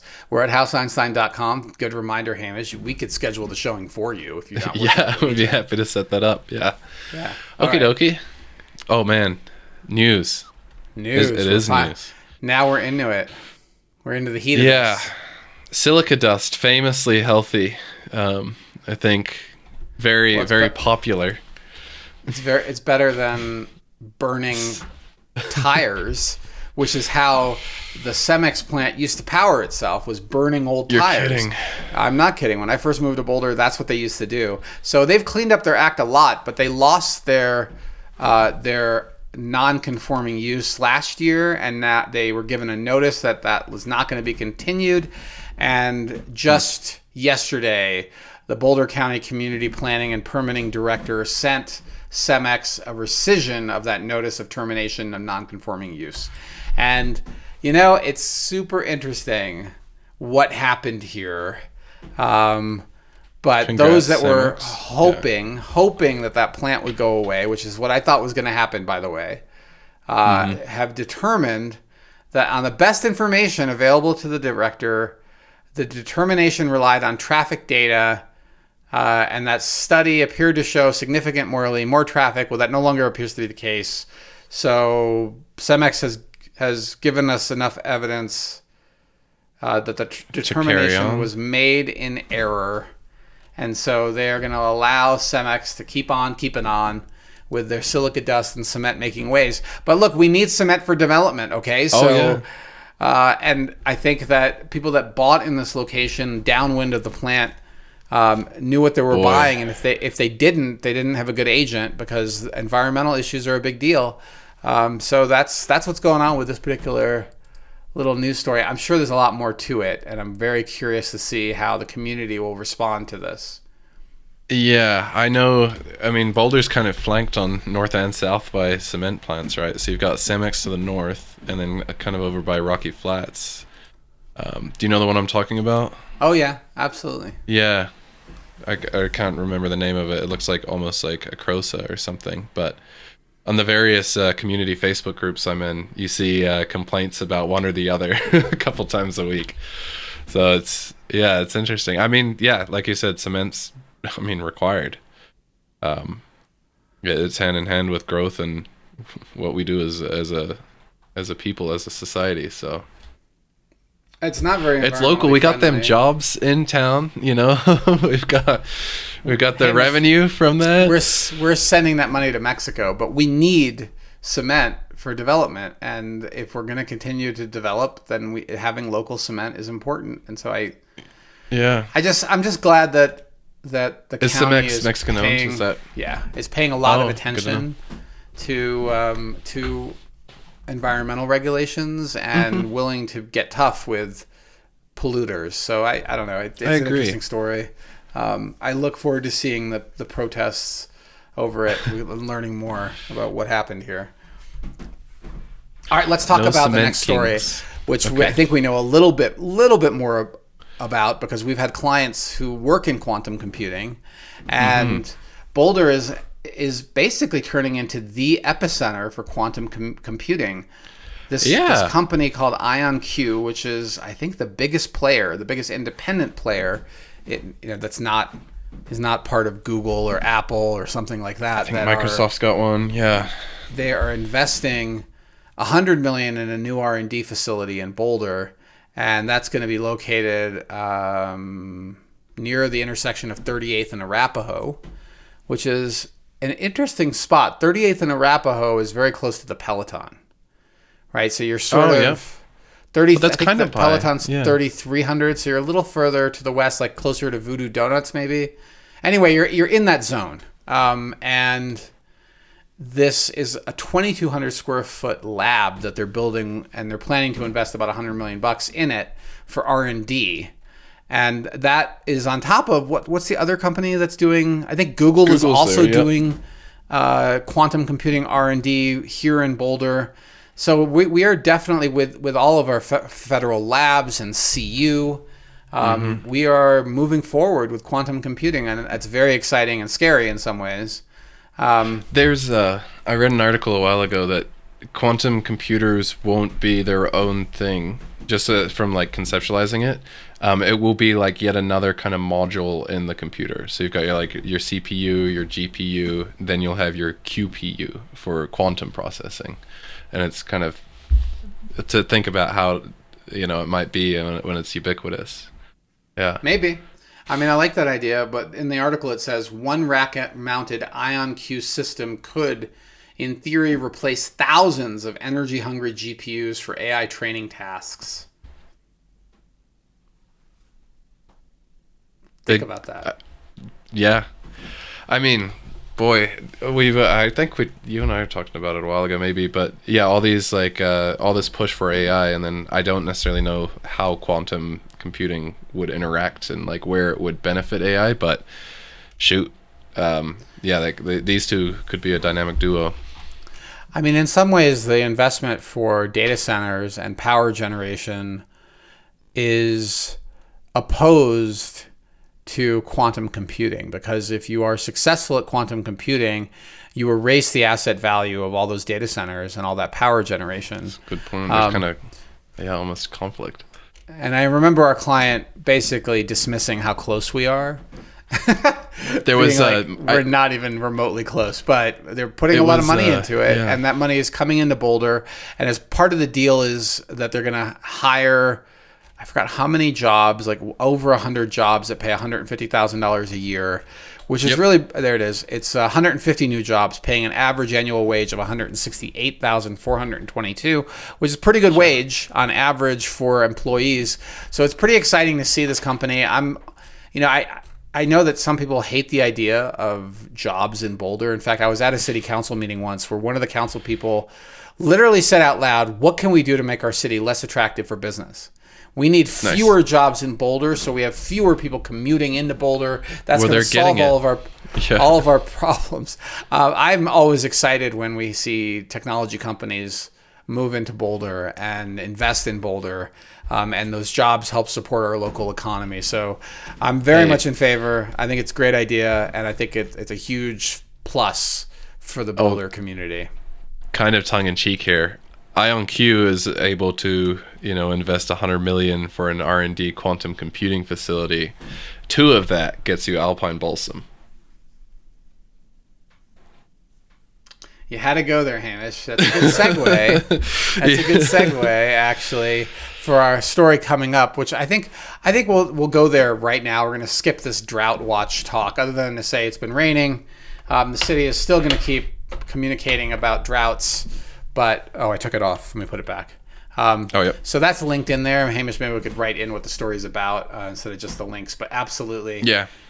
Check that out. So the city, in a very fluffy piece, wants you to conserve water without actually having mandates for water restrictions. And it's not a bad idea given we're in a multi-year drought and next year could be drier than this year. So enjoy the free rain, and the city would like you to take it easy on watering and not water between 10 a.m. and 6 p.m. and a bunch of other things like that. So that's what that article is about. But let's go into what Hamish was talking about, which is the estimated $200 million. We don't know the real cost, which is part of the problem. The council authorized spending $50 million. And because of the cost of deconstruction and runaway costs in building new facilities, estimates are as high as $200 million for the Alpine Balsam project. And we still have $400 million in unfunded repairs and maintenance to our infrastructure that is needed in the city. So this is the financial death spiral that we You'll see on the thumbnail. Yeah. But what I want you to do is to watch we put a link to the city council study session, and in that study session there is a discussion of where the money's going to come from. This table you're talking about, there's right? There's a chart, right? And I think it's at 1 hour 57 and 58 seconds. I'm on it. Okay, so this I need to see this as well, so I have it right. Okay, so the optimal scenario that the facilities director would like us to pursue is recommendations of C and E, which will generate up to $200 million in capacity. Well, how are they generating $200 million in capacity?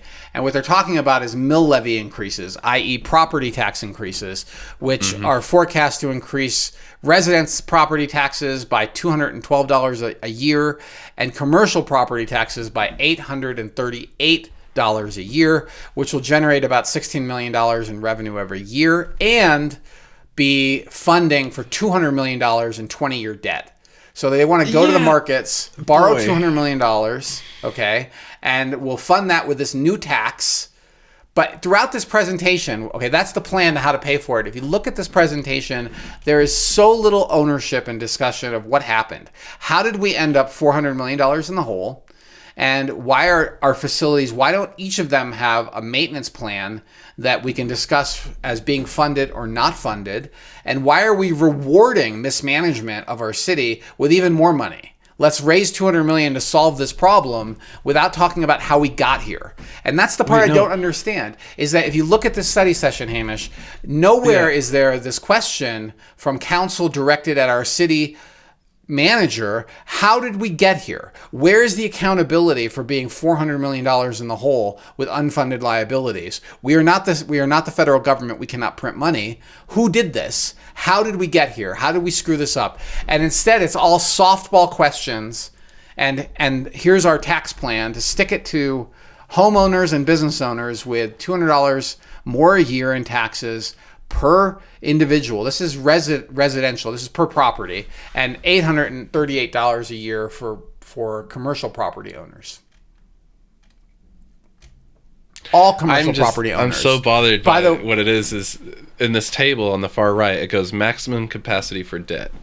And so literally they're forecasting trading your tax payment for debt obligation, which For is 20 just years like, of debt.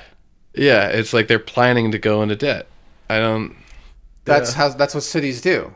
Cities and other municipalities. Well, I know investors quote, that are like, we'll go and leverage, and I'm like, that's great, but not for a freaking city. Yeah. Well, that's what cities. So this is municipal bonds, right? They quote issue debt, which means borrowing money, or issue bonds, and they need to assign a revenue stream to that to a cash flow stream, right? To pay off the loan. So just like you with a house, you're borrowing money, but they're not borrowing money to acquire or build new buildings. They're borrowing money to pay for ordinary operations, like maintenance and repairs for buildings should be infrastructure.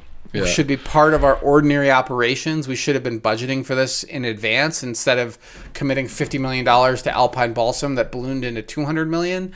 And I think it's really worth like watching this video. I wouldn't watch it without the AI summary, though. 3 hours and 30 minutes long. It's 3 hours and 30 minutes. So ask AI, which is part of YouTube, ask it to summarize this thing, and it will give you links to where they're talking about various aspects of this study session, of this meeting.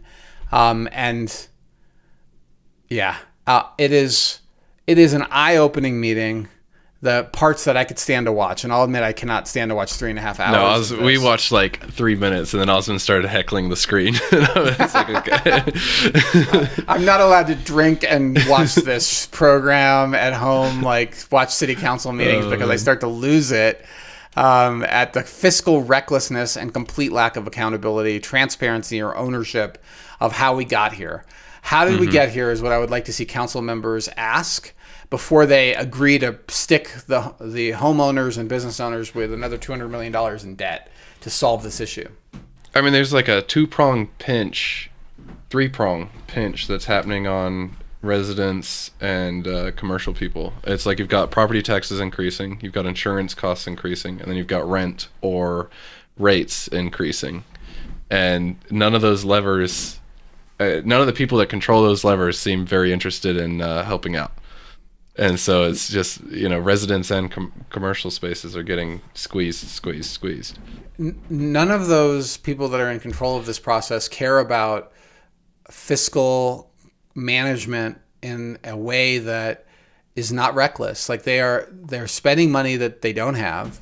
And when and if there's any pushback on it, they start cutting services that the city cares about, like pools.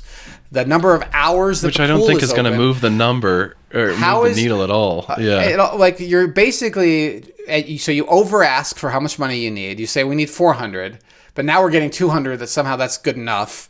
And then you threaten to cut services. You don't cut them entirely. You just cut hours, right? Okay. So basically, how is cutting hours saving money? Are you telling me the lifeguards working too many hours, or why we're $200 million in the hole? Not the 200 million. To be fair and balanced here, this $400 million shortfall, that was like That's independently verified and everything, right? Fair and balanced, I don't know where the 400 million is. What I heard our funding gap was. No, I remember we looked into it, and I think the source was fairly legit. So that was first. It's right here in the thing. At an hour and 58, Joanna Creek, Director of Facilities and Fleet, details a $500 million need for priority facility repairs. So that's not even the end of it. 500 million is our priority, 100 of which is funded, 400 million of which is not, 200 million of which they're trying to raise by sticking it to. Oh, and I lost it. I was gonna say like off of the 400 mil and then carrying on. But I'm completely lost on it now. So anyhow, where does the buck? Yeah. So Hamish, I'll tell you where the buck stops and who's accountable. Oh, it's taxpayers. The residents of Boulder are going to pay for this mismanagement. And I know. I wasn't arguing it. I was trying to bring up a new point and carry on the conversation. Sorry, I'm just foaming at the mouth. I would like to see a mea culpa. I would like to see staff apologize for mismanaging our city, and I would like to see some heads roll for this behavior. I think that without that, City Council, my God, the questions are so softball. Could you please give us more transparency? It's just all we want. And the way they're asking the question is almost like they have zero the power dynamics screwed, right? Yeah. Watch the power dynamics in this meeting, and you'll really understand how our city runs. Damn, yeah, I'm trying to think of what it was. I do know pools are expensive, but cutting the hours on a pool isn't going to make a change, right? Because like my roommate manages like 4 pools or whatever and does the budgets on those. But even then, that's like, I think it's like a quarter of his budget, and his budget was like 4 mil. So, yeah. Look, I remember growing up and my dad talking about like school taxes and proposals and how the community gets things done. And they often will go after very public programs that they'll threaten to cut if we don't raise more money and more taxes. And that I've seen this now play out enough times that I think he was right. You get older and you're like, Dad was right. Boy, like the people will do things in their own personal and professional interest. And that is not necessarily in the interest of our community. And they will duck responsibility for their own mismanagement and their own incompetence. And the Dilbert principle is clearly at play because people are promoted to the point where they're incompetent. And then you end up with organizations full of incompetent people. And this is the Dilbert principle. $500 million in debt for a city of 100,000 people. Okay, so do the math on that for just a minute. 500 million. Oh my God, how many zeros are we talking about? 5. I've got 5 million. Add 2 more zeros. Like it's so many zeros, my eyes blur. Right, 500 million is what we're talking about. Divided by how many people in our city? Like 107,000. And you're talking about $5,000 of debt per person. $4,672 per person is what the city has run up the tab on for every person, including the students. That's the amount of debt that we owe to bring up our facilities, and that's just the priority repairs. Yeah. And meanwhile, we have Jill Grano talking about how great Longmont is and wondering what the difference is. And I think the difference is our political leadership and our city manager. The city manager of Longmont gets the assignment. And I don't know what's going on in Boulder, but this has got to stop. And it's really just, it's just mind-blowing how mismanaged we are as a city. I mean, we're going to keep seeing articles like this, like, for, I don't know, the next 3 years, if not longer, because, right, it's hit this head, and all that's now going to be reported on is this. So get ready, buckle in. It's not going to be great news for a very long time. And it was 400 mil, it just jumped up to 500. And at this rate, right, I mean, these numbers are almost like incomprehensible on a personal scale. So, yeah, it's pretty insane. I don't understand how infrastructure has become such an ugly duckling for funding. I mean, a federal level, right? Like all over the show, it seems like people just want to ignore infrastructure. The roads work now; they'll work forever. And I think we need like a serious accounting of where the money's been going. And we need like zero-based budgeting where you start over every year with a new budget. Oh, that's what I was going to bring up. And you don't get to just renew your budget from last year, spend it or lose it. I think we need to start with zero every year and have the budget line item by organization approved by city council to fix this. Like this is absurd. We can't keep. This is the death spiral. Like that's what I'm talking about. Is how long does this buy us? We're going to keep hearing about this. Yeah. So do you think this behavior is going to stop if we give the city $200 million and then we indebt ourselves to a it's like, okay, you got us. We're going to clean up our act. Like, right. Yeah. We're going to stop using crack and we're going to now stop using addictive drugs because, you fixed our problem. Yeah. No, it's I also want to know who's giving free money. Well, that's what it is. Like who's providing the city these like financial estimates too, right? Because I mean, you can look at like certain city council members and their qualifications, but like not everybody's an economist or even like a financial planner.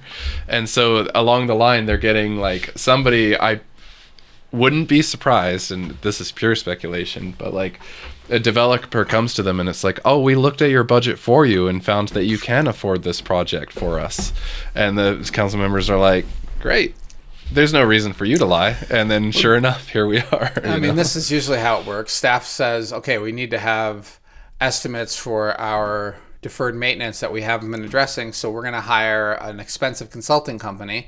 The consulting companies, 3 of them fly in and they take staff out to dinner and drinks and get them really wasted. And then, I don't know, magically we choose one of those consulting companies to spend hundreds of thousands of dollars on, who then produce a report for us. And then staff looks at the report and goes back and forth with edits, and then eventually presents it to council and says, look, we need to raise $500 million. Look at this fancy report that McKinsey put together. And so staff is managing that report. Careful on the naming. Right? And maybe there's a bunch of cash, maybe or maybe and not. It's GPT. There's a bunch of cash. Is cash coming in the back door? I don't really know what's happening, Hamish, but I don't think there's much accountability. And I certainly wouldn't give more money to a group of people that have proven themselves to be reckless financially. Right? Yeah. Like they've been financially incompetent in managing our city facilities. Don't give them more money till there's accountability. That should be the first thing council should be saying. Right. Hire people that have a fiscal, that have a fiduciary responsibility first to our city and not to. Okay. So they're hired. Shit's gonna have to get cut, right? To get out of this. Okay, maybe. First, let's cut the programs that aren't working. Let's cut the programs that have cost us hundreds of millions of dollars and have not resulted in any benefit, have worsened the problem. Oh, I bet almost beyond that. You'd have to go beyond that, right? Okay, I mean, yeah, it's a start, right? It's zero-based budgeting. Let's justify every dollar that our city spends and ask ourselves, are we getting service levels that make sense? And one of the ways to cut all of these people that drive into Boulder in their special City of Boulder cars is to cut a lot of those jobs that are not actually producing much benefit to the city. And ask yourself, what benefit, like you start with the most basic benefits to the city, our roads, our bridges, snow plowing, and then our rec center. Like you line item the most important things in the city. Police, you start from that. Fire. Police, fire, medical. Absolutely. Medical is absolutely. All of those are city services. Although medical charges people, they don't. Yeah, medical is the fire different department now, doesn't give you a bill, but the ambulance service absolutely does. Yeah, sorry, that was from living in a different country. Just fire and police then. Look, it's broken. All right, the way I believe in city services, I want libraries, I want schools, I want police, I want fire. But I want our money spent efficiently, and when we screw up, I want some accountability. And I don't see any of that. And I think who we elect is probably the very first piece of accountability.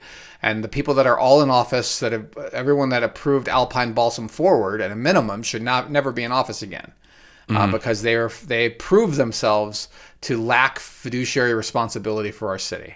They prove themselves as bad stewards of our community. I look at it too like there is this growing financial issue, and it's like you are wearing a rubber band around your wrist and you're pulling it further and further back, and it's bound to snap, and there's levers you can pull and taxes you could increase and everything, so you can keep pulling that rubber band, but it's bound to snap.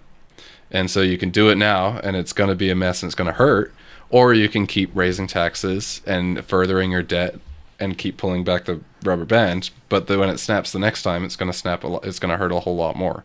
And you're just ratcheting it back. And it's like we could be aggressive right now and nip this in the butt because we can see the way that we're going, or we can just keep pulling it back. And it becomes. I like your analogy, but I prefer mine, the death spiral. And the death spiral we're on is one where we keep rewarding incompetence. We keep getting city elected leaders that have aspirations for national politics or state level politics. There are people that are not real stewards of our community, who are not really paying attention to what city staff are doing. City staff are the ones making the decisions and rewarding themselves for this is like more money for them to mismanage is what we're looking at. And so that's how does this end? In 5 or 10 years, we have another round of debt that we're raising, and we're putting more taxes on our community. And so if you're not going to tax our way to making Boulder more affordable and more vibrant. It's just not a this is the death spiral we're on. Until we get real leadership in our city, we're stuck with this. Right. And snapping the rubber band would be cutting the services and everything until the city can come up with its well, like I just don't like I get with the analogy. Well, All I'm right, agreeing like with it. you All on the right, fire good. everybody and then competence and stuff. Like I get you on the anger and stuff, but like from a global, like pain is going to happen. If we are going to get Boulder back, we're going to have to do shit that we don't necessarily like doing. Yeah, we're going to That's have to prioritize the point our that spending. I'm making. Yeah, I just remember my dad saying things growing up. He's like, I don't have the money for that. We don't have a budget. That's not in the budget. Yeah. There's no money for that. Like I'd say, I'd like these shiny shoes. Sorry, I can't afford it. I can't afford it was like a mantra when I asked for something that was ridiculous. And instead of we can't afford it, we are like, let's raise more debt to and keep spending money the way we've been spending money. Overspending we can't as a city overspend our revenue source. And that's and what this whole we've been time doing. we've been well as a nation shit. Right. But the federal government can print money, Hamish. The state and local municipalities brother, I'm being cannot. tongue in cheek a little bit, right? Like Okay. All right. So anyway, yeah. If the city manager is going to cut service levels, I would like to see a prioritization of our services, and a line by line list of how much we're spending on those services before we go to cut city pools, which is just like mind-blowingly low impact. I would like to see prioritization of city services, and we're just not getting. We're begging for these things from staff, as if they don't work for the city leadership. Because they didn't have to fight for an election, right? They're outside of the electoral council, and they have unions that protect their jobs. They can't be fired. I don't get it. Something is broken, so it needs to change. Well, speaking of increasing revenue, Colorado has once again introduced a new type of speed enforcement called the Automated Vehicle Identification System. If you drive the diagonal between Longmont and Boulder, you would know it already and see the signage posted everywhere. The new location is in the construction between, on I-25 in and around Berthoud. And these are speed cameras and speed enforcement zones that are essentially impossible to get around if you want to speed. So I'm not advocating for it, and the idea and everything behind this is, as they're rolling it out, is construction worker safety, which all for. But you're used to, or listener, you may be used to the speed camera where you drive through it real fast and it snaps a photo because it saw you going fast. And to get around that, you just slow down when you know where the camera is. These take a picture of your plate, and then they take a picture of your plate down the road, and they calculate the time that it took and your speed. And they just reduced it from a 10 mile an hour to 6 mile an hour. And as it sits right now, it is being reserved for construction sites, though I went and visited New Zealand a little while ago, and they're using it on main motorways just as general speed enforcement.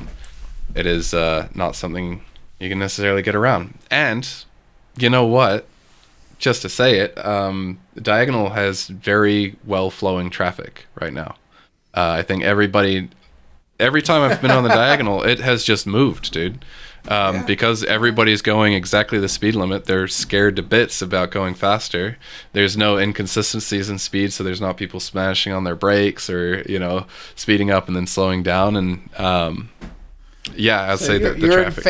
You're in favor of this. No, I hate it, dude. I love to speed, but it's working for traffic. And honestly, if this gets rolled out just en masse, I will probably sell my toys.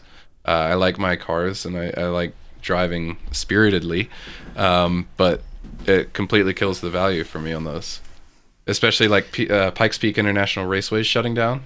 Bandimere got shut down, so there aren't very many kind of legal avenues for motorsports either in Colorado right now. I mean, look, everyone's going to be in their driverless cars in 10 years. You're going to have Waymos and they were Ubers 10 years ago. Like my nieces and nephews have showed so little interest in driving. And so I think that the world has changed. And tickets for speeding is really just mobile revenue collection, right? Like This is just purely for revenue collection. But then that goes to like I know the police fund, doesn't it? Like it doesn't even go to like. I don't think so. I think that it actually goes into the general fund, but I don't know where the ticket money goes. But it really is. Me either. I mean, yes, at the extremes where people really speeding, right? Like 30 miles, 40 miles an hour over, it's really dangerous. But 5, 10, 15 over by an adult driver who has a lot of experience in light traffic is probably not any more risky than going exactly the speed limit. It's not about speed limits. It's about revenue. Yeah. And automating it is a way to like 10x the revenue, right? Like one automated system, 100x the revenue because it's getting every single car. I don't like it, but I get why we're doing it because we need the money, clearly. So that's what we're doing now. And it's the future. Yeah, right. So I kind of feel like just get used to it. The part I find kind of interesting though is you have not brought up the using these cameras for law enforcement, like the flock system. And I'm kind of surprised by that. Okay, but they could easily be the flock system. I mean, it's the same technology. It's kind of an extension in a sense. Why aren't flock cameras doing speed enforcement? They could be. So, and that's the thing too, is like as they roll this out, are they going to partner with third-party, AI tracking surveillance systems to kind of roll this out where everywhere you go, they can monitor your speed and ticket you for slightly going over? I think, like you said too, if it were in its core truly safe driving, and granted, hitting people in their pocketbook works, but demerit points hits a lot harder. Automated speeding tickets don't impact your insurance costs. Things like that, where they start to hit people really long term, is a little bit more legitimate and doesn't affect people that are very financially pinched. And then what else was I going to say? Not remembering. Well, I think we should move on to Carveouts. I don't know if we're going to solve the world with our AVIS speed corridors, but I guess you can find the location and stuff. I've linked it in. Yeah. The news is that it's spreading. Expect more of them, and I don't think there's any way getting off that ride. So get used to it. Yeah. All right, so Carveouts. We are near the end of our podcast. If you made it this far, my Carveout's really simple, and that is, boy. Turns out crashing your mountain bike in your 50s is far less. Dude, I'm so sorry. is clearly more dangerous than crashing your mountain bike in your 20s and 30s. Not the only time I've crashed a mountain bike, but apparently I ripped up my shoulder pretty bad. And in addition to having some ankle stuff going on from a different injury. So this has been the month of MRIs and doctor consults. And it looks like I'm going to need some surgery in my left shoulder. That it wasn't just. Oh, really? I've had this pain and like lifting my shoulder at a certain angle with weights, like going this way up has hurt a lot. Putting on my jacket and taking off a jacket has hurt a lot. This has been going on since I crashed my mountain bike, and I finally said it's not getting better. Dude. I could feel something moving when I lift. And it hurts on one way that doesn't hurt the other way. I'm like, something ain't right. And sure enough, the MRI showed some pretty heavy tears. But luckily with high success rates. So the actual surgery looks a little bit brutal. We watched it last night in video, and Leah's like, oh my God, they're going to drill a hole through this? And they put they attach the tendon. They cut the tendon, then reattach it, and then attach it at the top of the bone. I don't know. I'm going to have the consult. I don't know if we'll do the surgery or not. We're going to find out. But it's a big, and that's just the shoulder. We'll find out the ankle in a couple of days. But it's an interesting journey getting old, man. It's not for the weak. And the cost of crashes are a lot higher as you get older. So stay safe, friends. That's my take. And I will say one more piece. Have you ever had an MRI?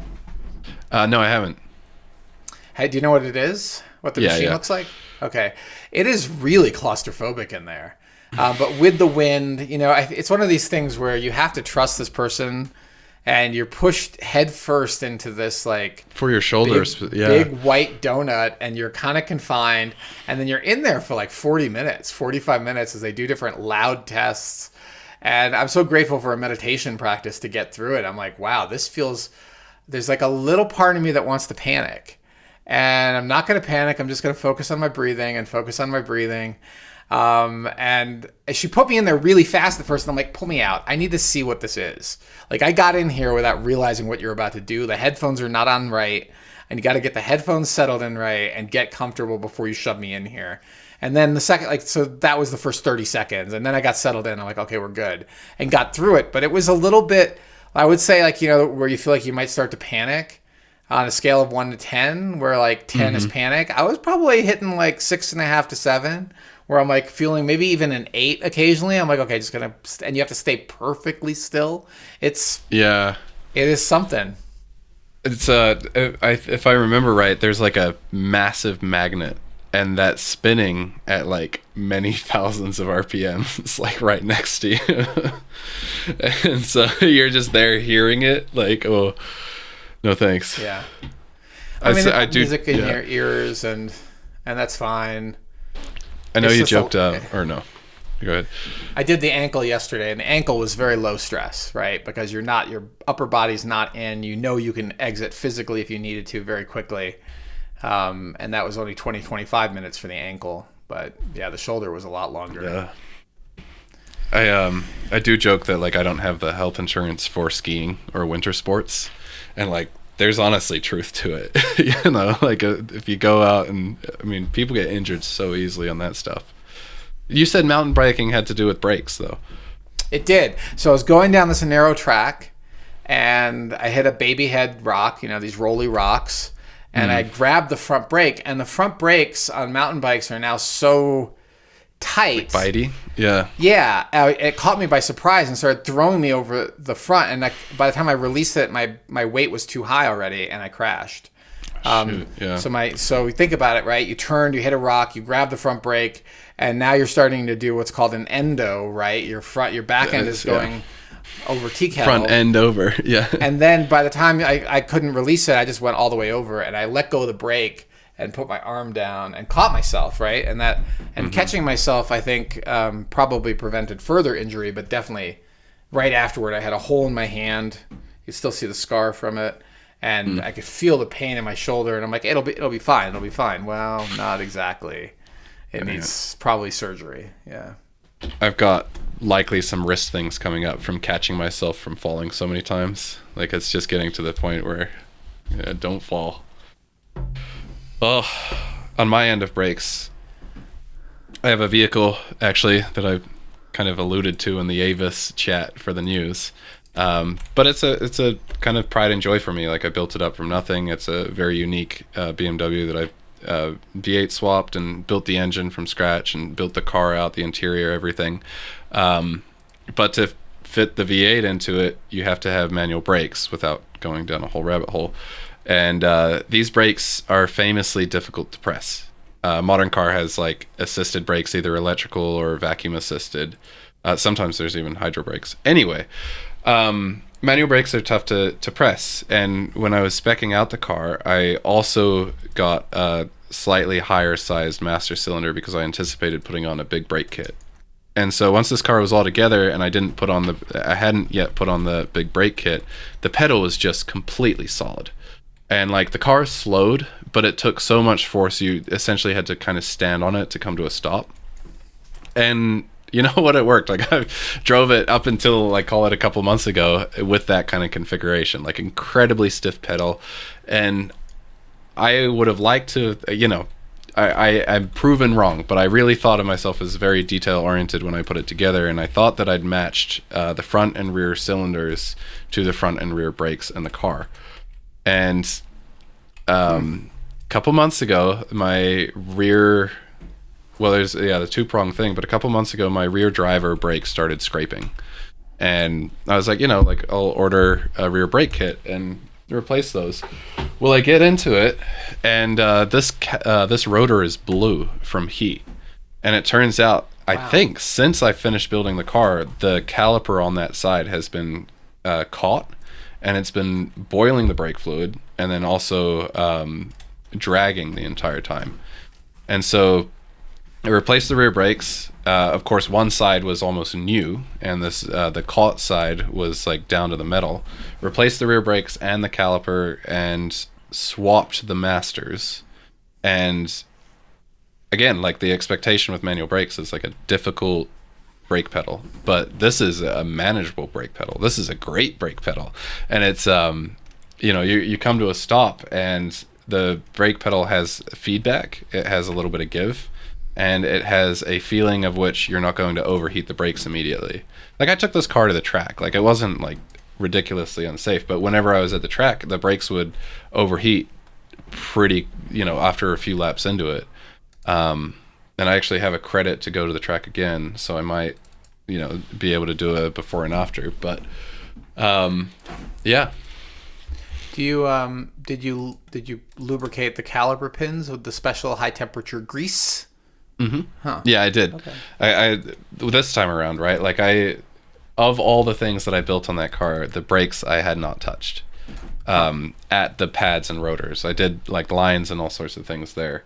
So yeah, I had, and I was able to go around like a quick test drive. I mean, it's been rainy all week, so I didn't do it this week. This was a while ago, but I went for a quick drive and then pulled over, and I've got a little temperature gun, and now I have like a nice spread. All the temperatures are even on all the rotors and calipers, and I have brakes again. I don't have a big brake kit, so I don't have like a bunch of pedal movement, and it's not like ridiculously easy, but it is a lot more feedback and much more confidence inspiring. And I think, Osman, I said that I wasn't going to let you drive the car until I had the brakes fixed, and I think we're close to that point. Oh, exciting. So, yeah. Well, I hear there's that joke about racing, Hamish. You've heard it, right? No, maybe. Do you know how to make a small fortune in racing? Start with a large fortune. Right. Yeah. Yeah. I mean, racing is gonna like rip through your car so fast. Oh my gosh, yeah. Brakes, tires, even just casual track days, like, gonna really be pricey. No, it does. It's easily a tank of gas, and then with this car, like, I've got 200 treadwear tires, and so you drive hard. The tires like essentially just melt underneath you. That set, though, because I just replaced the rears, the previous set lasted 2 years and a trip to North Carolina and back. So I was pretty impressed with that, and 2 track days. And I'm not planning on going to North Carolina and back, so I'm expecting to get a lot more life out of this pair. Yeah. All right, excellent. Thanks for joining Car Talk. All right, well, let's wrap this up. So thank you so much, dear listeners and viewers, for joining us on the House Einstein podcast. If you like this content, or you'd like to learn more, you can visit us at houseeinstein.com. We have a terrific newsletter in which we talk about active listings. That comes out typically every other week, unless I happen to be traveling or something similar. And you can sign up for that also at houseeinstein.com. It's called the Fresh Listings Newsletter. You can also check out our social media. We are on YouTube, Instagram, Facebook, X, Blue Sky, LinkedIn, all the goodies, including, TikTok. We're also on TikTok now. Yeah, I got to add that in. And so don't forget to visit houseeinstein.com when you want to know anything real estate related. Thank you again for joining us, and we love your feedback. Please keep it coming, and we'll catch you next time.